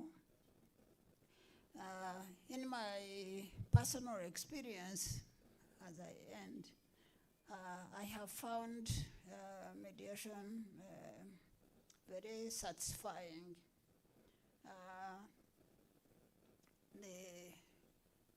Especially when you get the parties to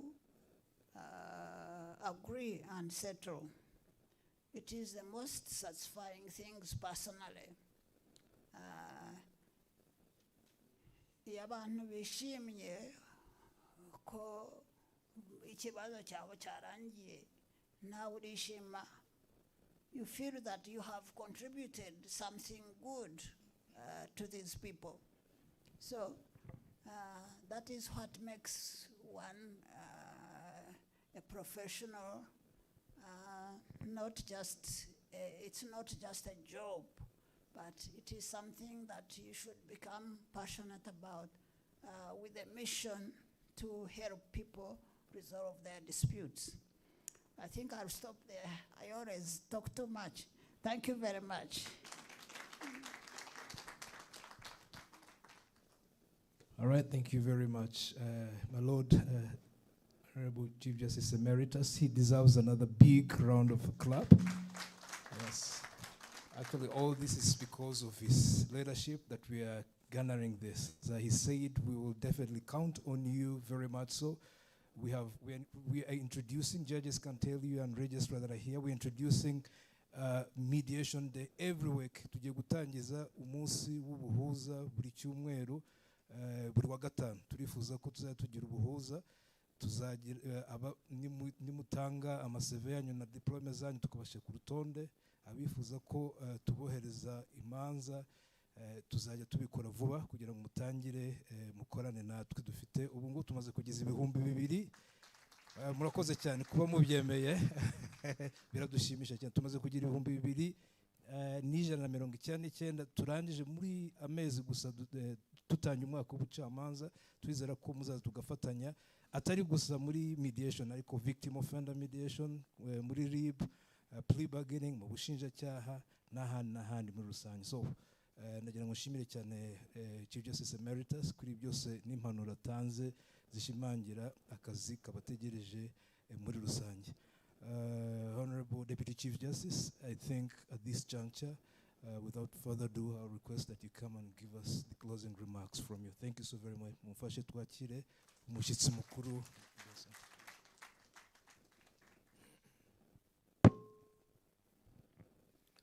Honorable Chief Justice Emeritus, our partners and friends, Susan and Bruce Edwards, founders of Edwards Mediation Academy, and your dedicated team online, members of Mediation Advisory and partners in this mediation capacity development program, everybody here, all protocols observed, distinguished guests, ladies and gentlemen. It is my great pleasure to be with you today for the closing and certificate award ceremony, making the successful completion of another intake of this important mediation skills training program. Today is not only a moment of celebration for the participants who have completed this course, but also a moment of reflection on the journey we have undertaken together in strengthening alternative dispute resolution in Rwanda, particularly mediation. It is encouraging to see yet another group of professionals who have dedicated their time and energy to acquiring skills that contribute to more accessible, efficient, and harmonious justice system. Allow me first to express my sincere gratitude to our dear friends and partners, Susan and Bruce Edwards, for their unwavering commitment to the development of mediation skills in Rwanda. Our partnership has grown remarkably over the years. It has now been almost 9 years since your first visit in Rwanda in 2017, when we began this journey together to strengthen mediation capacity within our justice system and beyond. Since then, more than 1,000 participants have gone through this training program, and I am pleased to note that more than 80% of them have successfully completed the course. This achievement reflects not only the dedication of the participants, but also the quality of training delivered through the Edwards Mediation Academy. An equally encouraging outcome of this, nearly half of these graduates have been admitted to the panel of court-accredited mediators actively contributing to mediation within the judiciary. Others have taken their skills into their professional environments and communities where they are continue to promote and practice mediation. Among the graduates of this program are judges, registrars, in-house counsel in corporate institutions, actors in civil society, members of private sector, and staff of senior officials from public institutions. This diversity demonstrates how mediation has become a shared responsibility across sectors in promoting peaceful and constructive resolution of disputes. We deeply appreciate that the Edwards Mediation Academy continues to sponsor the participation of the judicial staff, particularly judges and the registrars, in this training. Their role is essential in the implementation of court-annexed mediation, which has become a key component of efforts to improve access to justice and reduce litigation. In addition, we commend the support extended to other justice sector institutions, including Rwanda Investigation Bureau, RIB, as the entry point of the criminal justice chain. Investigators play an important role in promoting dialogue and reconciliation between victims and the offender, where such approaches are appropriate.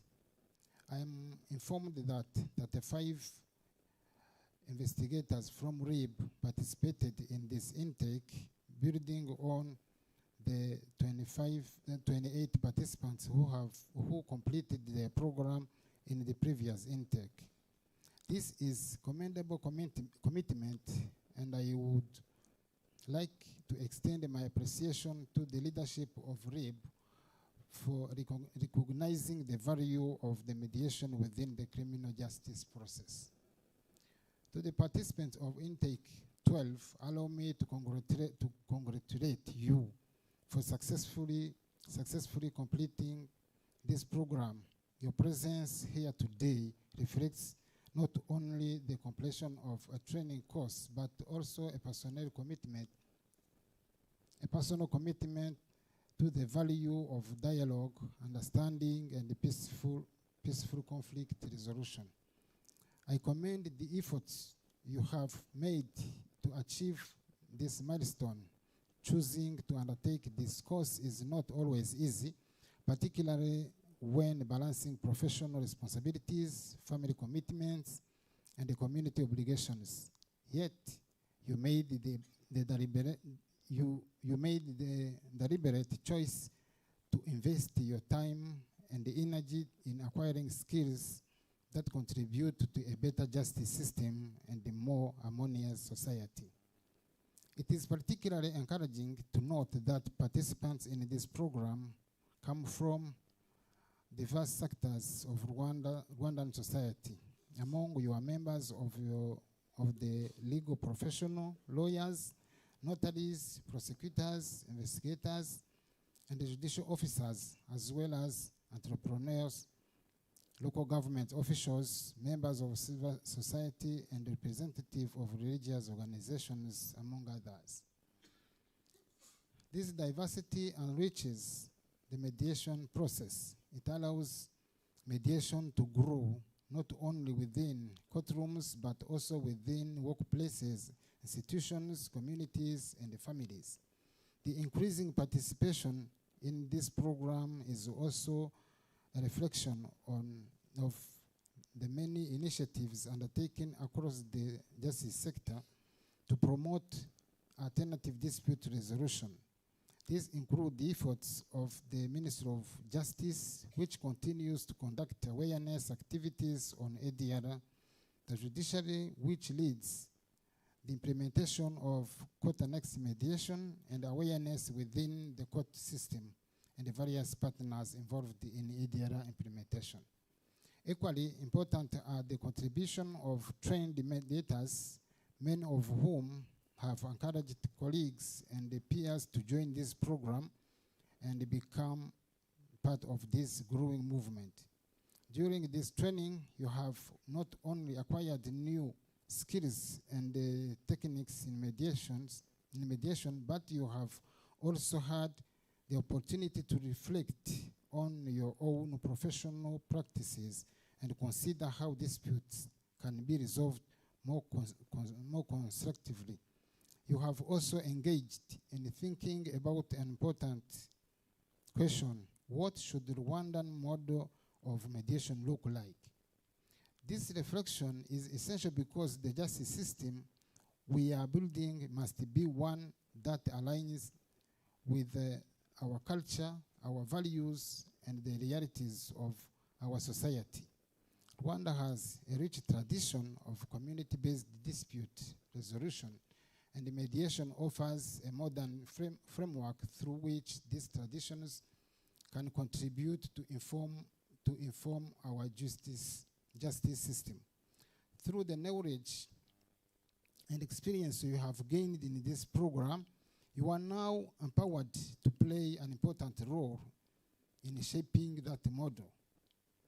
The judiciary of Rwanda is increasingly implementing different processes that require the skills you have learned during this training.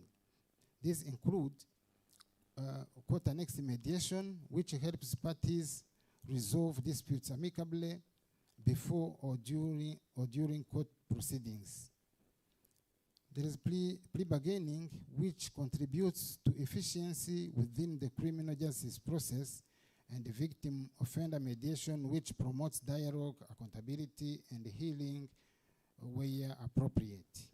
These processes are essential in building a justice system that is not only efficient and accessible, but also responsive to the need of the people itself. However, the success of this process depends largely on the availability of skilled mediators and practitioners who understand the principles of techniques of mediation. As graduates of this program, you are now have an important responsibility. We count on you to enhance the use of mediation and other ADR processes by applying the skills you have learned in your workplaces, institutions, communities, and even within your families. Beyond practicing mediation, we also encourage you to promote awareness of its value, helping others understand that many disputes can be resolved through dialogue and mutual understanding rather than confrontation. Now that you have successfully completed the mediation skills course, you are also eligible to apply for admission to the panel of court-annexed mediators. I encourage those who are interested to take this step and contribute directly to the mediation services offered within our court system. In closing, allow me once again to express my heartfelt appreciation to Susan and Bruce Edward and the entire Edward Mediation Academy team for their continued partnership and dedication to mediation development in Rwanda. I also extend my gratitude to all institutions and partners who have supported this program and contributed to its success. Most importantly, I congratulate each one of you, the graduates of Intake 12, for your dedication and achievement. Your efforts represent an important contribution to the ongoing journey of building a justice system that promotes dialogue, reconciliation, and sustainable solution to dispute. Congratulations once again, and I wish you every success in your mediation practice and professional endeavors. So mukurangiza ngo ngire kandi mbasaba in our mother language nkuko namwe mwibona n'ababanjirije Inspector Alison yatubwiye ko mumaze gusaga 2,000 if I'm not mistaken.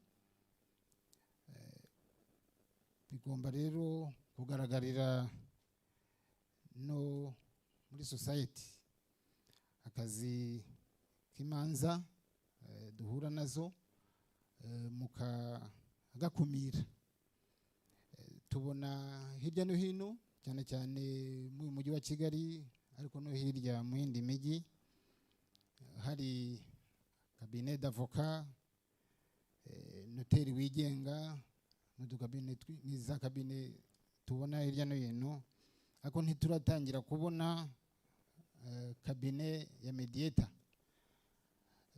Zirahari ndabizi, Damascene uri imbere yanjye arayifite, si ukumwamamaza ariko mwumva arahari, n'abandi ariko bake. Ubu niba nzi Damascene gusa, n'abandi bari kujujura ngo zirahari nuko ziteraba nyinshi.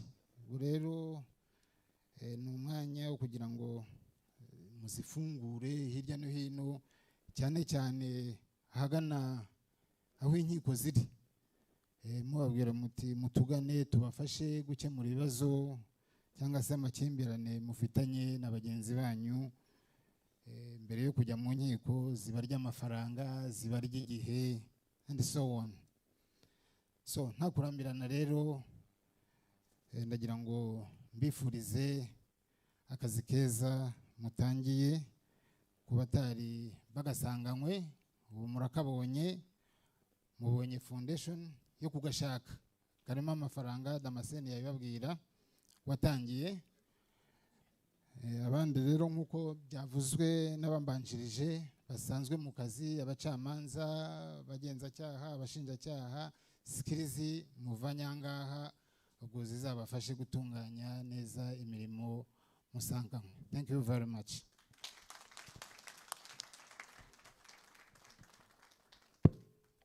Twongere dushimire umushyitsi mukuru ijambo tugejeho. Thank you very much, my Lord Deputy Chief Justice, for the elaborate remarks that you've given that are concluding this session in that sense. Thank you so very much. We are turning to the mountaintop of our session today, of the ceremony that converged us here. But as we said, we will have one last slot, that is photo session. And well, as we said, we are construed with space here, so protocol will help us to reset the stage, and then we'll have the way they were read, we'll have the first, the second, and the third, and the fourth come and take photos with the guests here, and then we'll be concluding. Navuga ko turi kugana ku musozo, ijambo risoza umuhango uyu munsi twaryumvise, ariko twari twavuze ko dufite ikintu kimwe cyerekeranye n'ifoto y'urwibutso, nkuko babivuga ngo nta foto nta cyabaye, bisiko ubwo tugomba kureba ukuntu tubifata. Protocol za kudufasha kugira ngo turebe ukuntu hangaha turatunganya, hanyuma nkuko mwaje babaha certificate zanyu niko muza mwihuse kugira ngo dufate ifoto, hanyuma dusoze dusezeraneho muri rusange. Protocol mwadufasha. You will help us start with the setup here. Bruce and Edward and Susan will let you know that we've come to the conclusion of our session here. We've had remarks from the guests of honor, and that we are transitioning to the last segment, which is the photo session, where they're setting set stage, and soon we'll be coming to the end of our session. Thank you so very much for being with us. And we look forward to more.